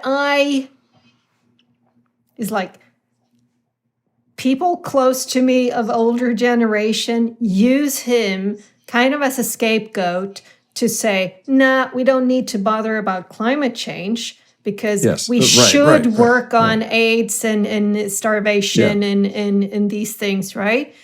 Yeah. And then we don't.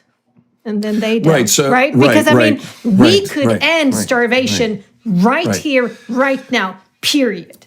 There's nobody on the face of the earth that needs to starve. We have the food. Yeah. It's not sustainable in the long run. We are too many, but that's another aspect. That's a separate conversation. So that's why I go, because I hear people using him as an excuse to not really do anything at all. And that just pisses me off. And there's and the fallacy, the fallacy in that assumption of doing one or the other is that it's doing one or the other. Precisely. It's just because I don't quite know what the analogy would be at the moment. It's escaping me, but the important component of all this is yes and yes. Yeah. We must do both. Yeah, it's not either or. Right. And we figured out polio, we figured out TB, we figured out those things, and we built systems that are just de rigueur, that they're all part of their processes we live in, right? They're just part of the processes we live in. Okay, we've worked it out. And the more we do it, the less it costs us, right? And the more effective it becomes. And then it just sort of, it comes under our communal capacity, and we can just do it. This question of climate change is one where we don't have the answers. It's like predicting the weather. We don't have, but we've got really good models. Mm-hmm. Like, they were able to model with a fair bit of precision the path of Ida as it came through, Hurricane Ida, as it came through the United States. And they could say within 48 hours, this is what you're likely to get with a high degree of confidence. Now, we can't tell you precisely where the tornadoes are going to touch down. We can't tell you precisely 2 days out where 8 inches of rain is going to fall in a 4-hour period. But we can say with almost 100% certainty that 8 inches of rain is going to fall somewhere. Along this area. You are going to get a 140-year flood event in the next 48 hours, standby. And all of you are at risk.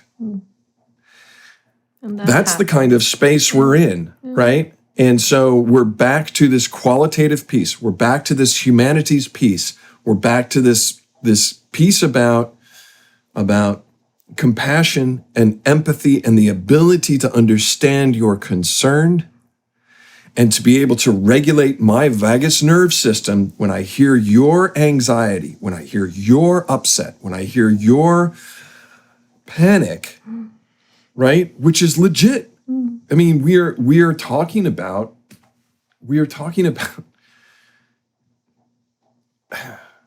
this is just so nuts to me. This is just one of those places where things just go. My ability to help you through this moment starts with a conversation not too different than the 4 we've had and the 5th we're having. Yes, let's draw our attention to and our curiosity to, because that's the level of cognitive capacity that we need in this situation. Our ability to imagine solutions and bring them to bear are at maximum when we're settled. And there's some alchemy that we don't know yet how it works, where we're settled and there's pressure and we create. It's like signing up for Story Skills. Yep. I walked into that moment of Story Skills, and that first week I was a little like, and I spent a week in my car typing like mad, trying to figure out just the right piece to submit, realizing only as I submitted it, it doesn't freaking matter. And then I could calm down. And once I calmed down, I could then involve myself in this project so much more richly, and the decisions that I made writing were just 10 times better because I wasn't, oh no, right? So this is the skill. This is, to me, why the real commitment to me over the long haul is let's figure out a way to replicate the ability to have an exchange around critical topics where we're sort of like a little more relaxed. And that also involves not excluding people. One of the most powerful things that I heard about the philosophy that brought us the Paris Agreement was you have to protect people's core interests.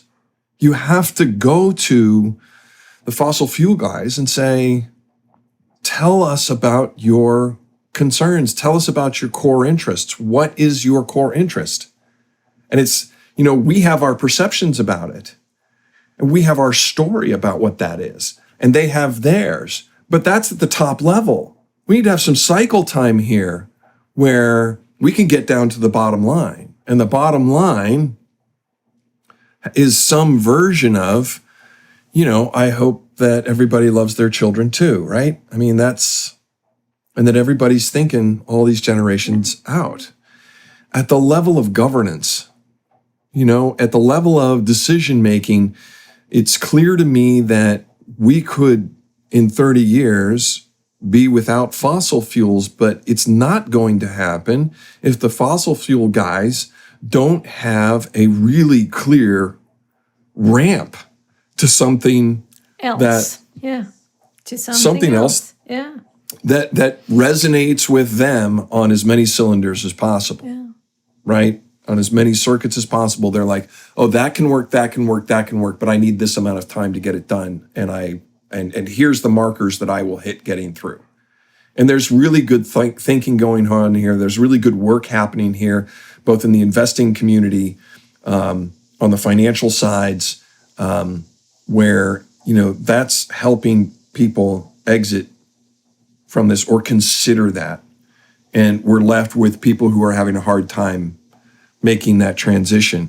So I think that the work that's been done over the last 40 years, since it's been clear that this is a thing. It's going to come. Right? It's actually been clear. How we've been talking earlier about we know that wellness is improved with daylighting in buildings. We just kind of know it. We don't have the science for it. 100 years from now, we'll have the science for it. Yeah. Today, we don't have the science for it. We know that air quality is kind of wobbly in our commercial and government facilities, but we know that it impacts some people. We don't know exactly how because we don't have the science yet. Well, that 100 years from now, we'll have the science. 100 years ago, people knew that all the chugging of the coal was problematic. All the burning of the trees was problematic. I mean, you walk in London, I imagine the same was true in Edinburgh and Stockholm and, Copenhagen. Yep. It's problematic. We didn't have the science for it, but we also didn't have the decision-making apparatus for it, right? So we're back to these two things, the science and the humanities. Or did I have it the other way? Or my hands are different, the science and the humanities, however it works, And so, I hear things like STEAM now, or STEM, which is STEAHM, arts and humanities. And, some variation of this STEAM, however this goes. Yeah, we need to stitch all of that together. And each one of us as a person is all of that together. And it philosophically brings me back to this moment that my attention was drawn to by a good friend of mine that said, you need to go to the Science Museum in Florence, Italy. I'm like, I'll bite. I mean, I get to go to Florence? Sure.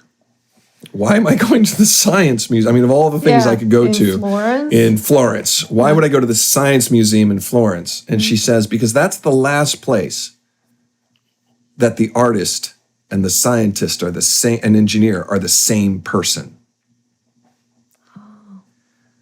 And I went to that museum, and the way that museum works is you enter a street level and you walk up this staircase to get to the top floor. It's a corner that's it's a corner facility. The Uffizi's on the other side of the wall, right? And so you walk up this staircase to get to the top floor, and there's a plaque in Italian on the wall that says, it cites a late 1800s Italian law or Florentine law that says that forevermore the humanities and the art and the sciences shall be separated. And I'm sure I have that interpretation wrong, but that was the impression that I got off because I'm looking for it, right? So there's that.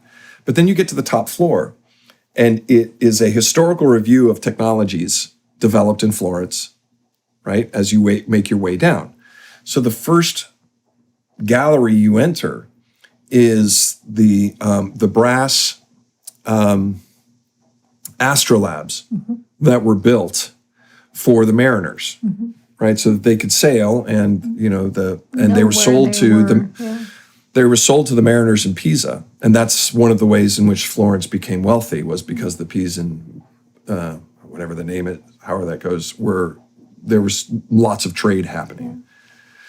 Well, the people who crafted those astrolabes were working in the studios of the guys who had been building the cathedrals and who were doing the sculptures. And like part of your apprenticeship to become a master sculptor was that you would work in the basement studio on various, you just had to get good with the metals. So what did you do? You built astrolabes. So if you're going to be an artist, you have to know about the stars, and you have to know about metallurgy, and you have to know how all of this works together. So there you are. You're an artist, you're an engineer, you're a scientist. You have to get all that stuff together as one person. So that's the first gallery. The second gallery is full of the apparatus that was used to figure out gravity. So there's that slide, and I'm coming really poorly prepared, but there's a ramp that's built that a ball is let go of and it goes down, and there's bells, right? Because he's trying to calculate what is the acceleration of gravity, right? So as a first-year physics student, you learn those calculations, and then you're shown the drawing of the device that was used to establish the foundational work for this, and there it is. Okay, so here's pure scientific inquiry. And then you go to the next gallery, and now we're starting to do optics, and there is the telescope, and which is being sold all over Europe, or being produced for people all over Europe. And then there's the microscope, also being produced because they figured out they turn it around, they get something different, right? And so now what's happening is that they're seeing the stars, and boy, there's a lot of them. And now they're starting to look down in the microscopic, and boy, there's a lot of stuff down in there. And suddenly it starts to develop in your mind. There is so much work to be done to understand the stars that I can't both be a star studier and a microscopic studier at the same time. And the artist, engineer, has long gone away to be a specialist in grinding glass. And so what you're seeing is technologically, these specializations start to develop. And it's a spectacular physiological, kinetic experience of seeing how humanity's beginning to specialize and just unfold into all of this complexity that now we've swung the other way to the point where I've got findings here that will never make their way over here. But they need to. And they need to.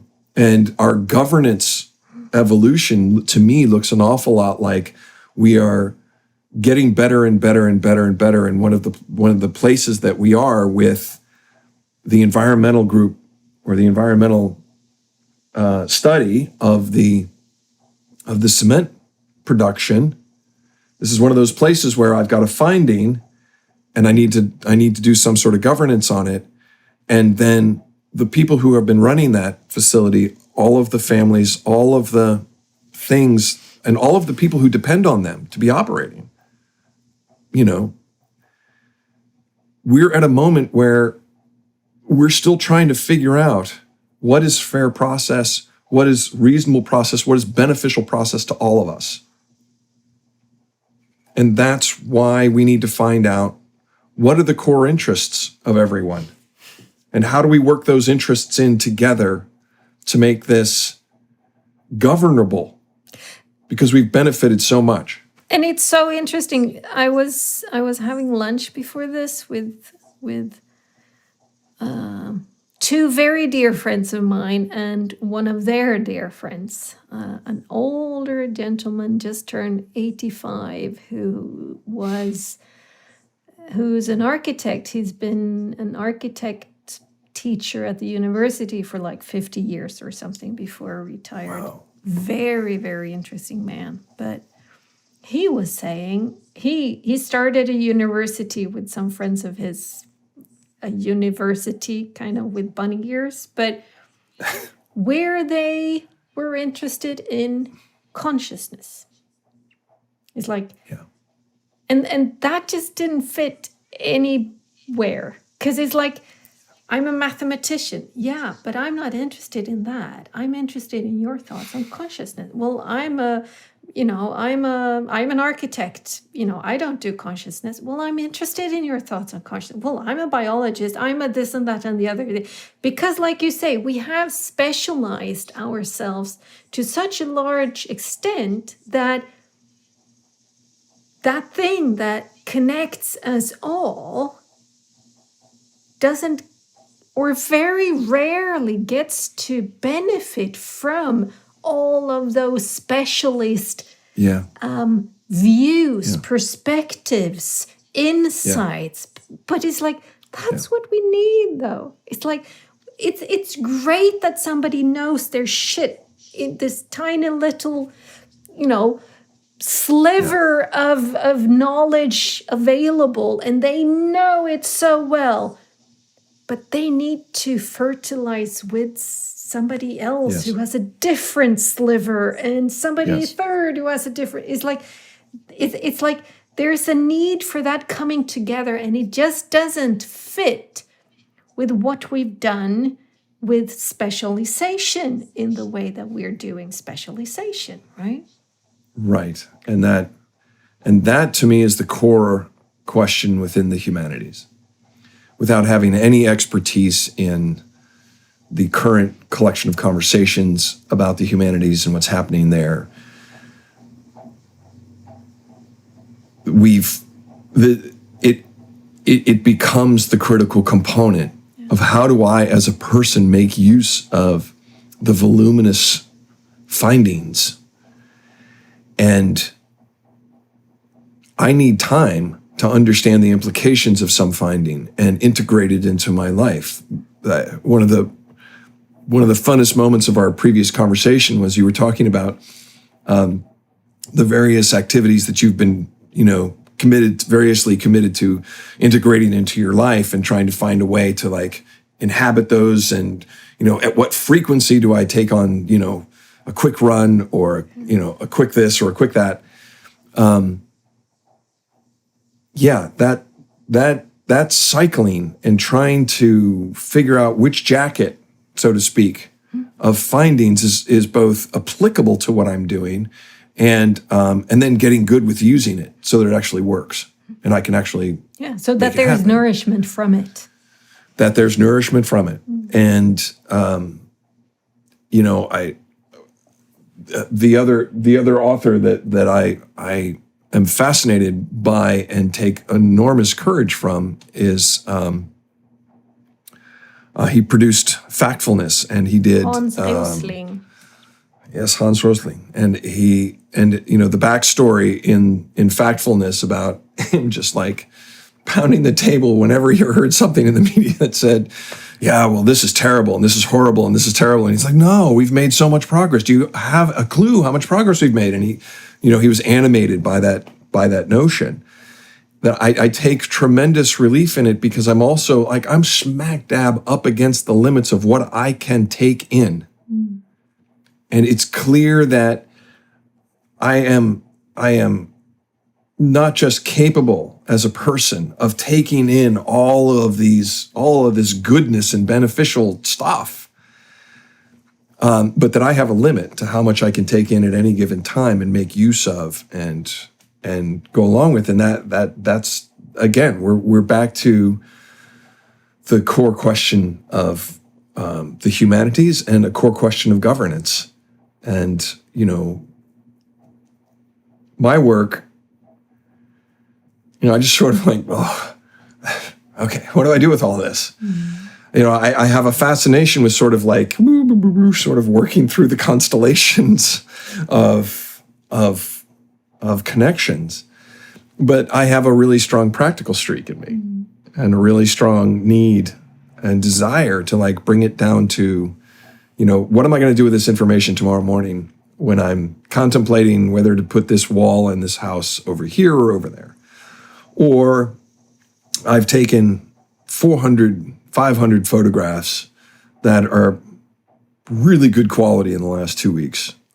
In my development as a photographer, I'm like, these are starting. I'm starting to make some progress. So what do I do with that? Yeah. I'm trying to make decisions about, well, how does that influence this conversation? Because my vagus nerve is sort of like really busy right now going, I need to be contributing. I need to be making a difference. I need to be working on these technical problems that I know how to get through. I know how to help a client make a decision about a building that matches more of these concerns than at any other time in humanity. And we need to get to it. And I met with blank stares. Okay. All right. So the best I can do is, shit is exactly right. And it's not that people aren't feeling my energy about it. And it's not that they aren't in a space where they don't want to. It's that there's a disconnect between how they operate in their world once I'm gone, because I'm also, architects are transients. We're in and out. We are nomads in corporate and government life, and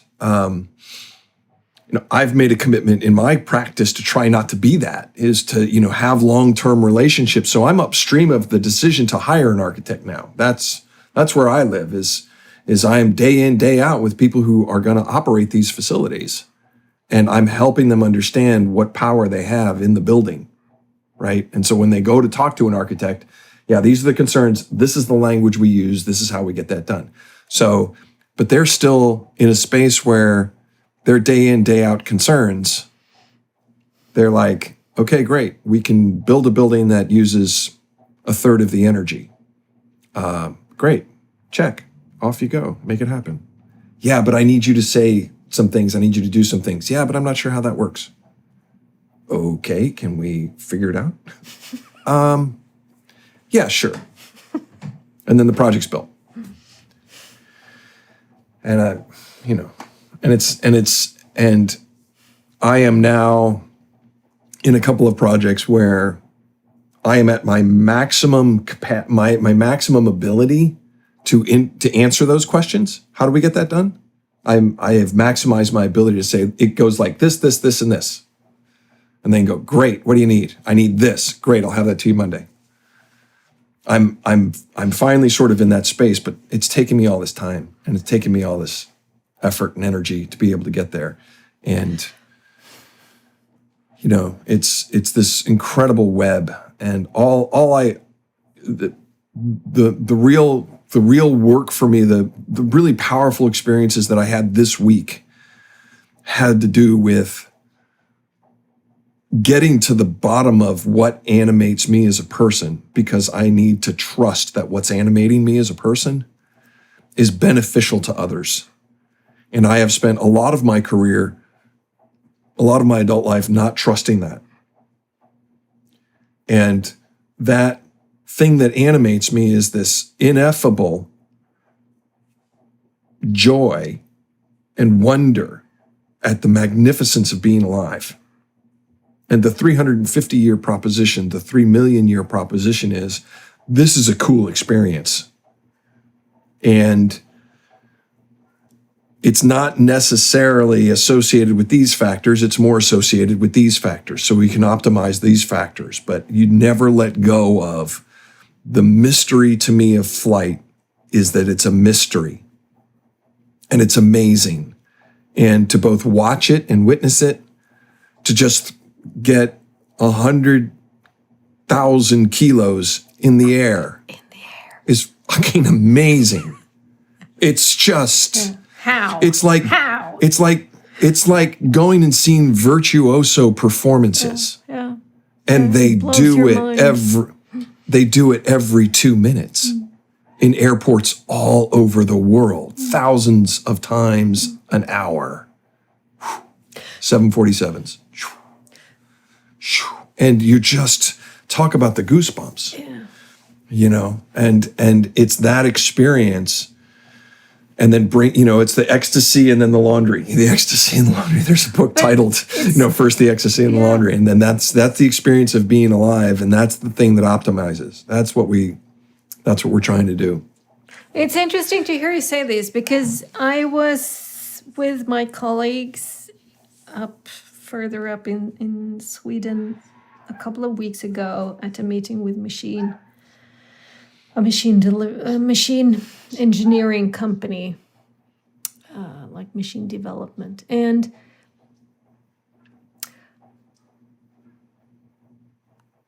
it's like, I don't play the game, right? So we're speaking about something and I say what I see, right? It's not the truth, but it's what I see. And I can hear my colleagues wincing. They go. And I'm thinking, okay, I'm on the edge here. Because that's what their reaction telling me. I'm on the edge here. And I can see from the machine development guys that, that one kind of stung, right? Because I was, it's like, but it's like, I can also tell from the other's reaction that the thing that I say is on everybody's mind, but nobody says it, right? That's right. So that is kind of what I have found, because I brought that experience with me to therapy the week after, just to kind of, what is that? And it's like, that is like you say, that is what I say that thing because it kind of it wants to come through. It is there in the air, and it's probably trying to get through to all of us. But none of the other ones are like me. I am the one who opens my mouth and lets it out. Right. And the others go. Right. I can't believe she said it. I can't believe she said that. He's like. Yeah. And it's not like, right. And it's not the experience of, it never occurred to me. It's man, dang, she did it before. We really wish somebody else had said it. Yeah. And he's like, it's great that she did. Oh, it's kind of uncomfortable. What will happen now? And it had one of my colleagues, the one who actually hires me, the one that I've, we've worked together for 20 years or so. He said the other day, we're really lucky there's only one of you in the world. And I go, I think that's actually quite good. Right. We can only handle so much of this at a time, right? Yeah. Precisely. Yeah. And it's like, and still, I'm also thinking, that is also the reason why he is hiring me. Because I am the one who does this thing. I am the one who says these things. I am the one who doesn't play the game that way. And that is what I think I bring to the table. Yeah. Right? It's like, and I'm trying my hardest too, to learn to let that, to open my mouth when I sense that, to not shut myself, my intuition, my insights, my inklings down, but rather there's something to follow here. I will see where this takes me. Right? Because that's the feeling I have.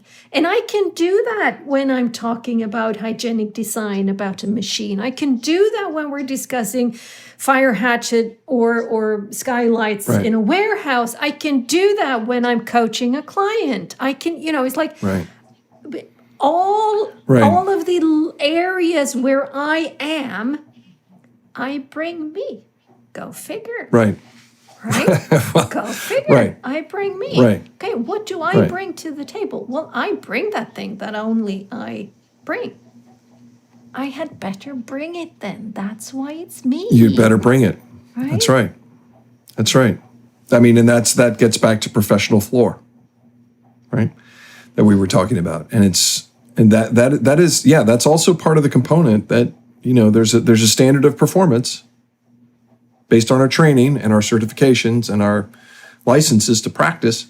There's a standard of performance, but beyond that, there's this, there's the person who is quiet in the meeting, who you need to make sure that whatever it is that they're producing and working on has space in the room, because it's their disposition, they're them, the part of them that's them, is this quiet person who has this relationship with the design or the data or the material or whatever, and that's where their specialization is.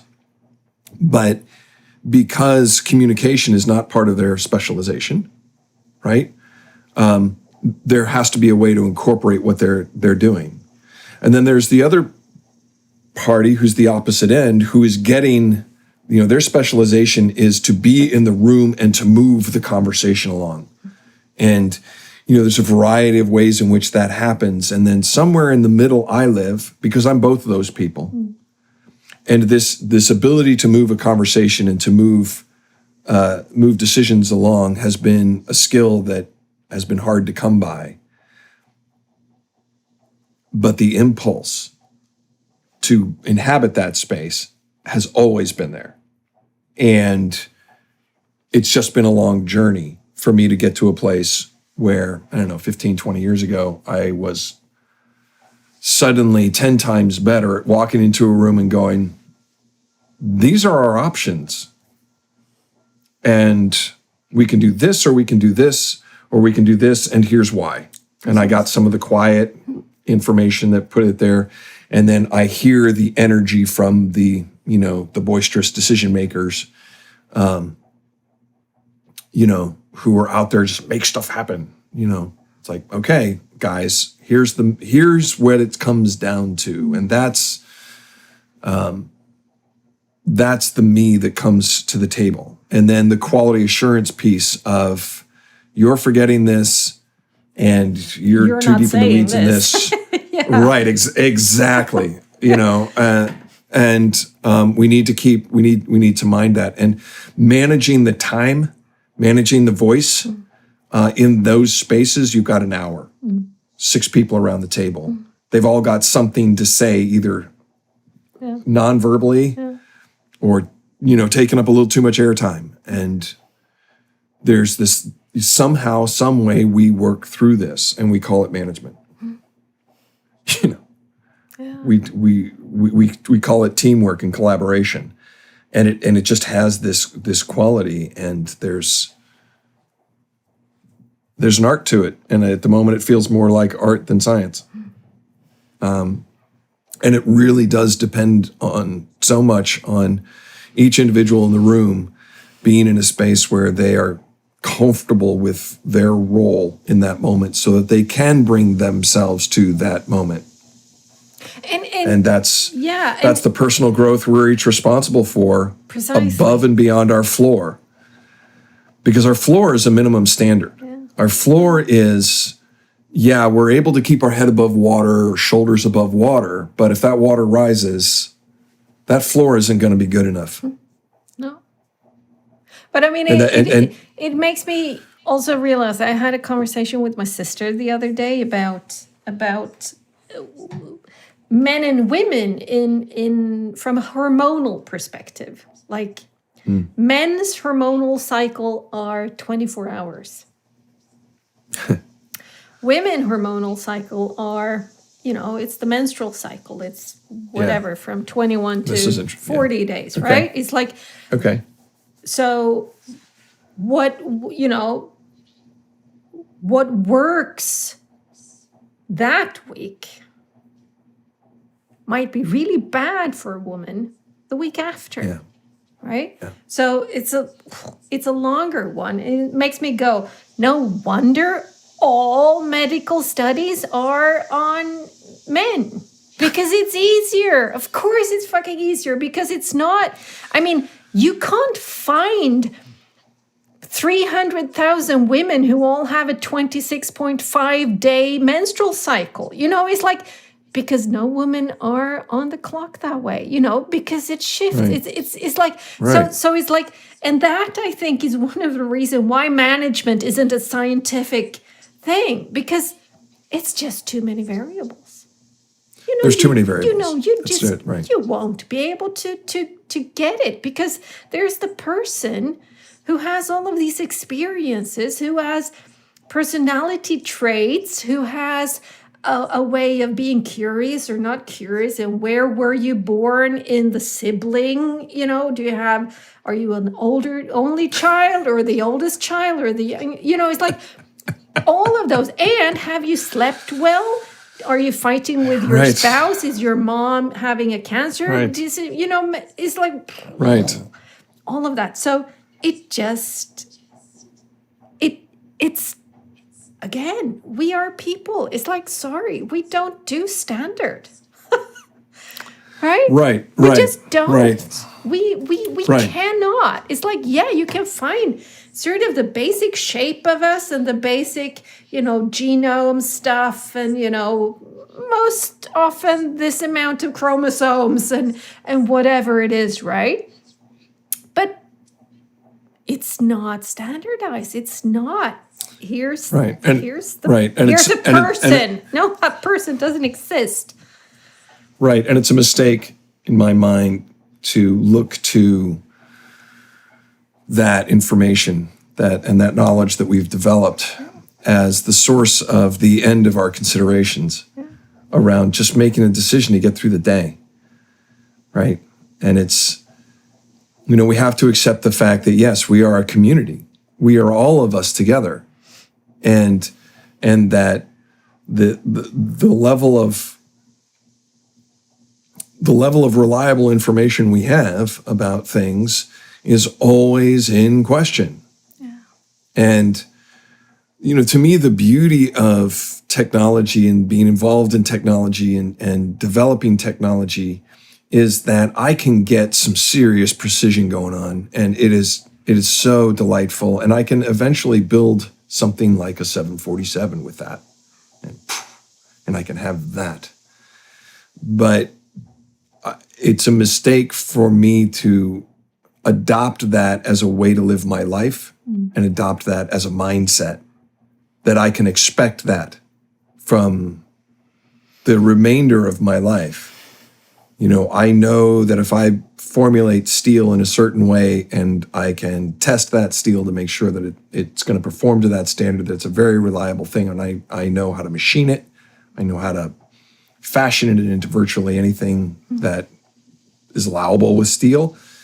But that level of reliability and consistency throughout my day is, that's just chasing. Forget about it. Forget about it.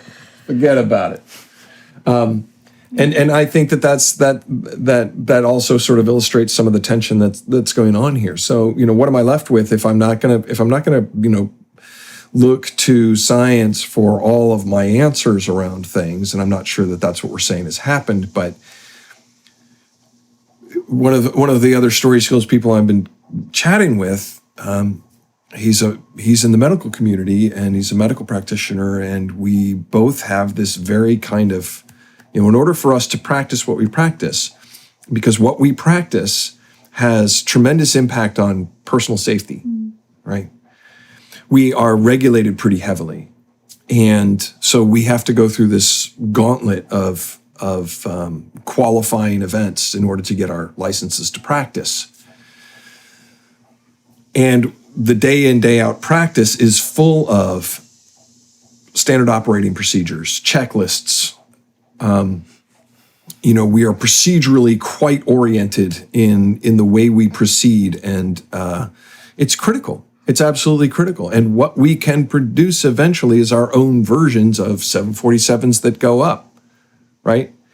What we both observe is that because we live in this very kind of chunk kind of way of operating, that our mindset starts to get that way, and we start to perceive the rest of the world operating like that. So when there's a kind of like something that doesn't quite add up, we're like working the problem like this, and we're a little set back emotionally and intellectually. We're kind of off our guard. We don't quite know how to respond. And then you throw us into an environment like story skills, where we have to create from scratch. And it's no wonder we're floundering, because there's nothing that resembles this at all in the development of a piece of art. There comes a point when there's no substitute for sitting down with the words, stacking them up, looking for the spelling errors, making sure that it reads right. That's that part. That's it. But there's this whole development cycle that has to come before. To do with it. Precisely. That has to come before. If that's not there, you can't do the other stuff. If there aren't any words, it doesn't matter what you spell check. Right. And where do we get that preparation? We get that preparation from what Bill Wilson in the AA community, is the guy who kind of built AA with Dr. Bob, would call spiritual life. And that's the broad sense of this conversation about being a human being, a very small entity on a very large planet that's kind of hostile sometimes, but really freaking cool, on a small, that turns out to be a really small rock in a really big universe place in an unbelievably expansive universe. The significance of me in this moment, forget about it. And that, having a relationship with that, having a relationship with the beauty of being alive is the best word I have for it in the moment. But that's an entire universe that we all have to reckon with every single day, all day long. And the part we spend our time talking about is the part that focuses on our expertise, focuses on our marketing, marketability, and our availability. It's driven by this other set of imperatives. Efficiency and the sort of production and output, concrete something is like but and all you have to do to like blow that up in somebody's mind, and sort of in our like, if you really want to disrupt the conversation, just start asking the question why, and do it 5 times.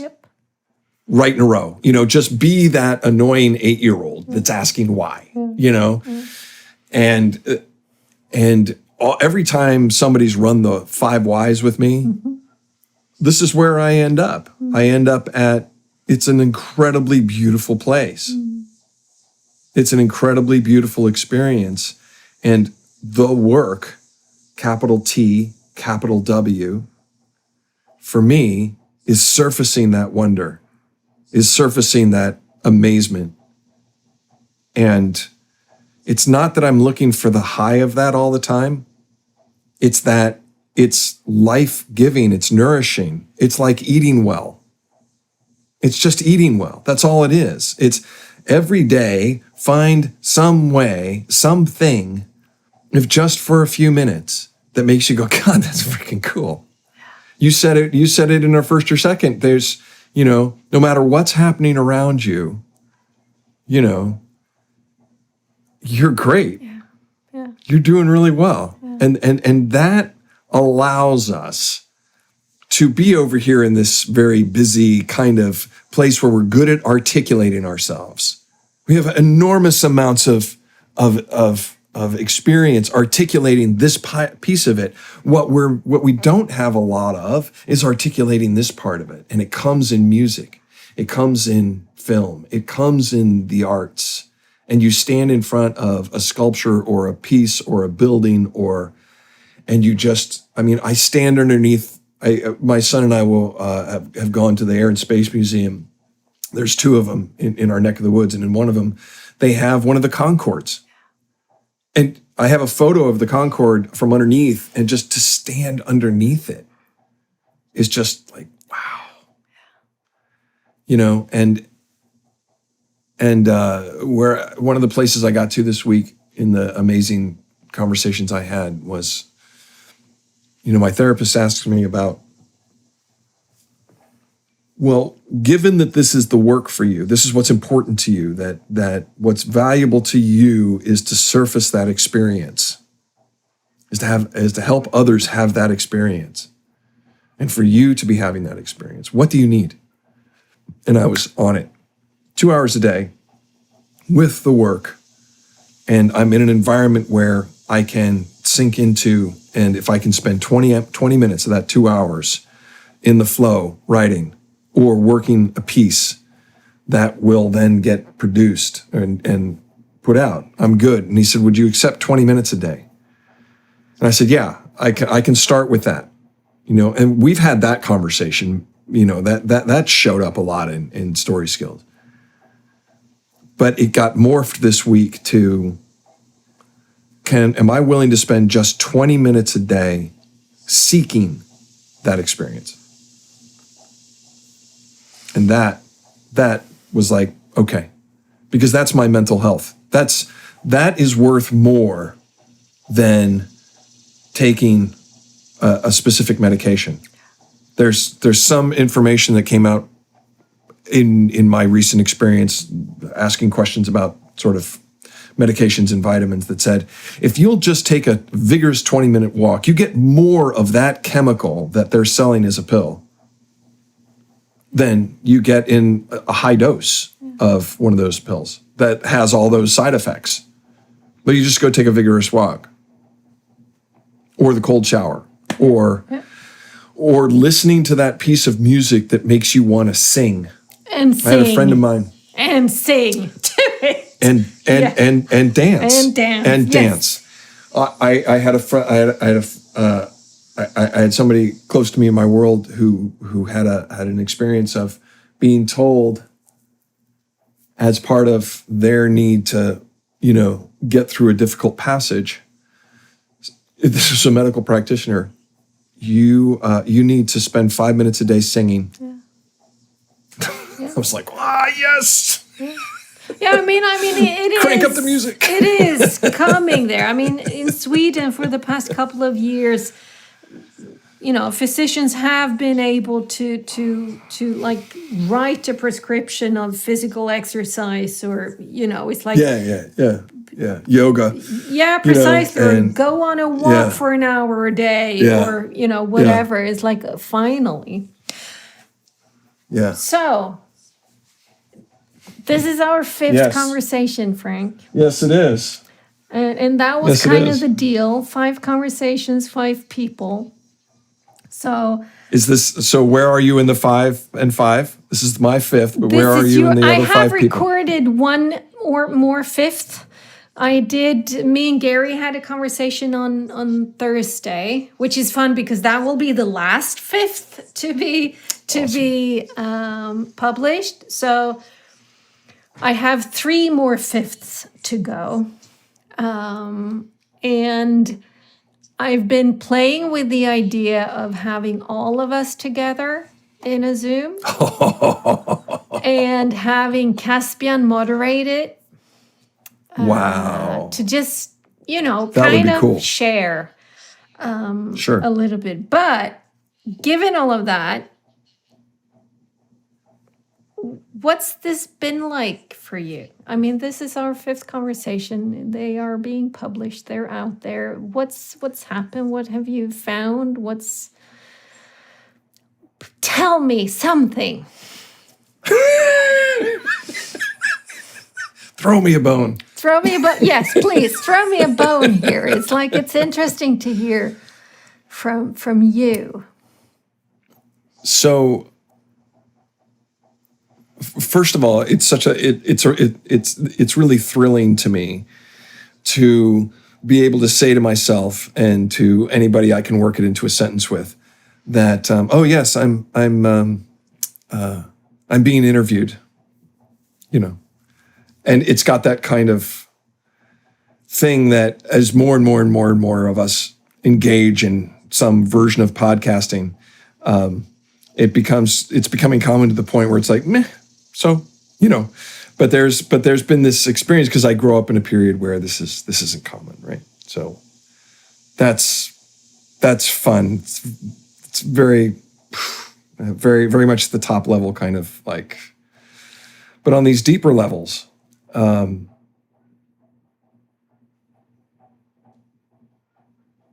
value for me of being able to engage in a conversation with somebody who thinks the way that I do, who is willing to range amongst all of the constituent parts of being a human being in the 21st century, to the limit of the experiences we actually have, right, is so meaningful and powerful because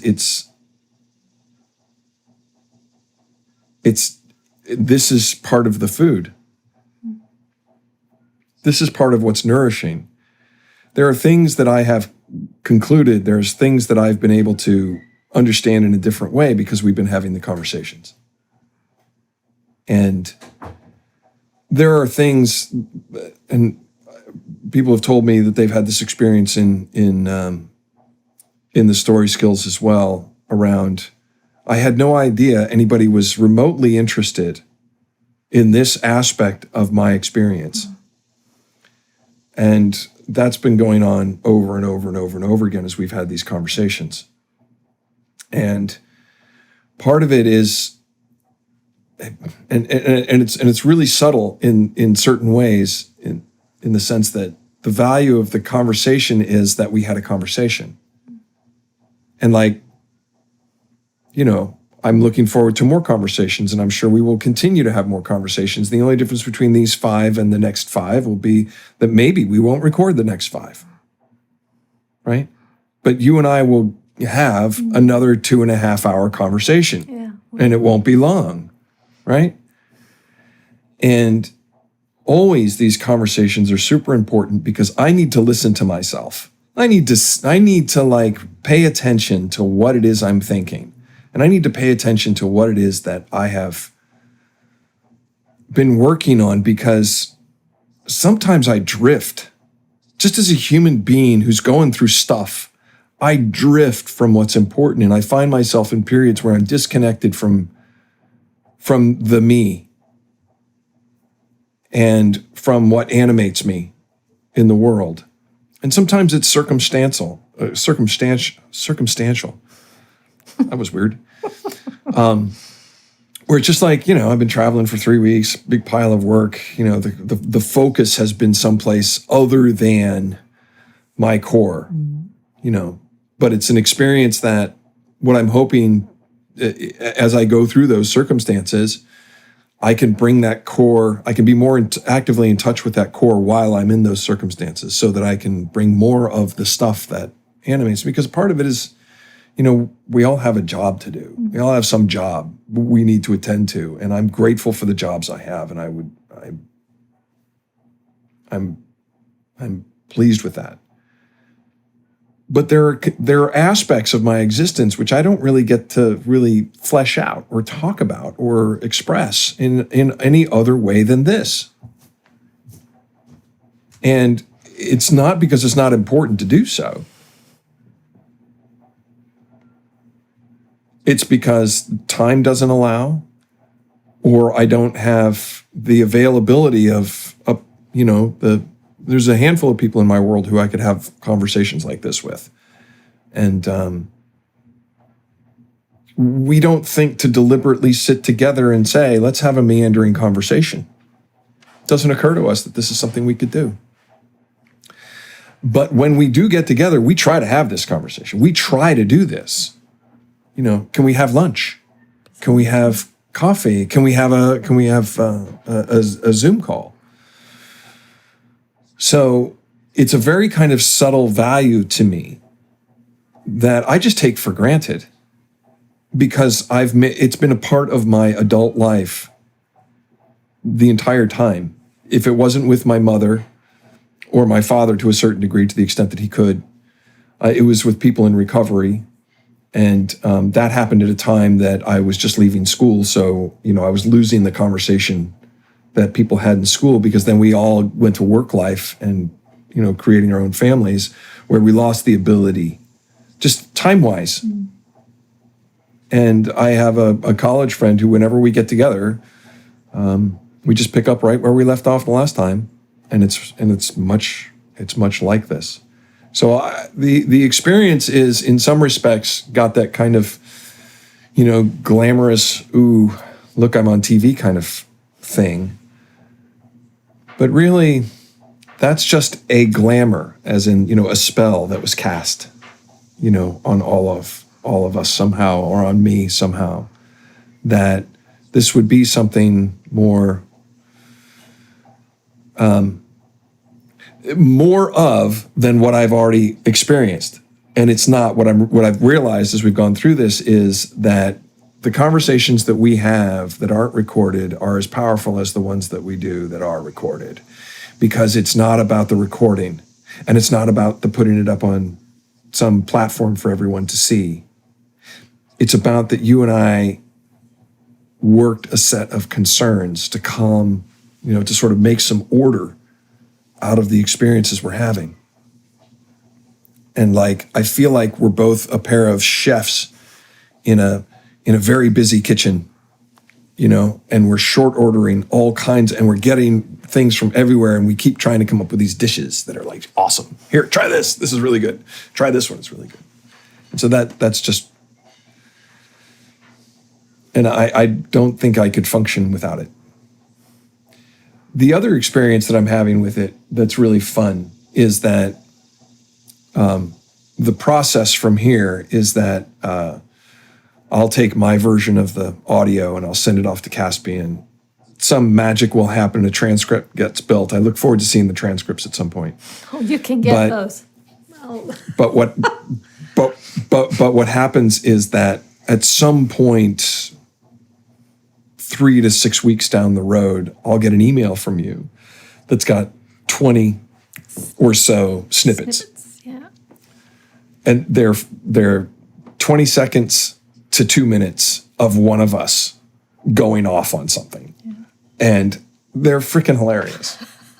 They're just, you know, sometimes they're insightful and I'm like, right, got it, you know, but they're almost always reliably hilarious. And I love being able to see that. And, you know, again, like a third of them might have laughter in it, but the amusement I get is that of like someone who has kind of a dry wit about things and just goes, look at that riff, man. Look at that thing go. And so it's just extraordinary in all the sort of creative ways that it's just this marvelous source of investigation and exploration in the world that I've always kind of wanted to do a variation on this, but it's never occurred to me how to make it happen. And here we are, we're doing it. And so I just, you know, there's that piece of it just feels really precious. So I'm really gratified by the project and having participated in it as a whole. And I'm curious to hear what you're hearing back, what you're getting back, and what you're getting out of it. So I don't know yet what I'm getting back because I've just spoken to you and Gary about it. So maybe I'll sort of collate that later on. But what I'm getting is this It's like you say, I have had conversations with all of you before. I will have conversations with all of you after.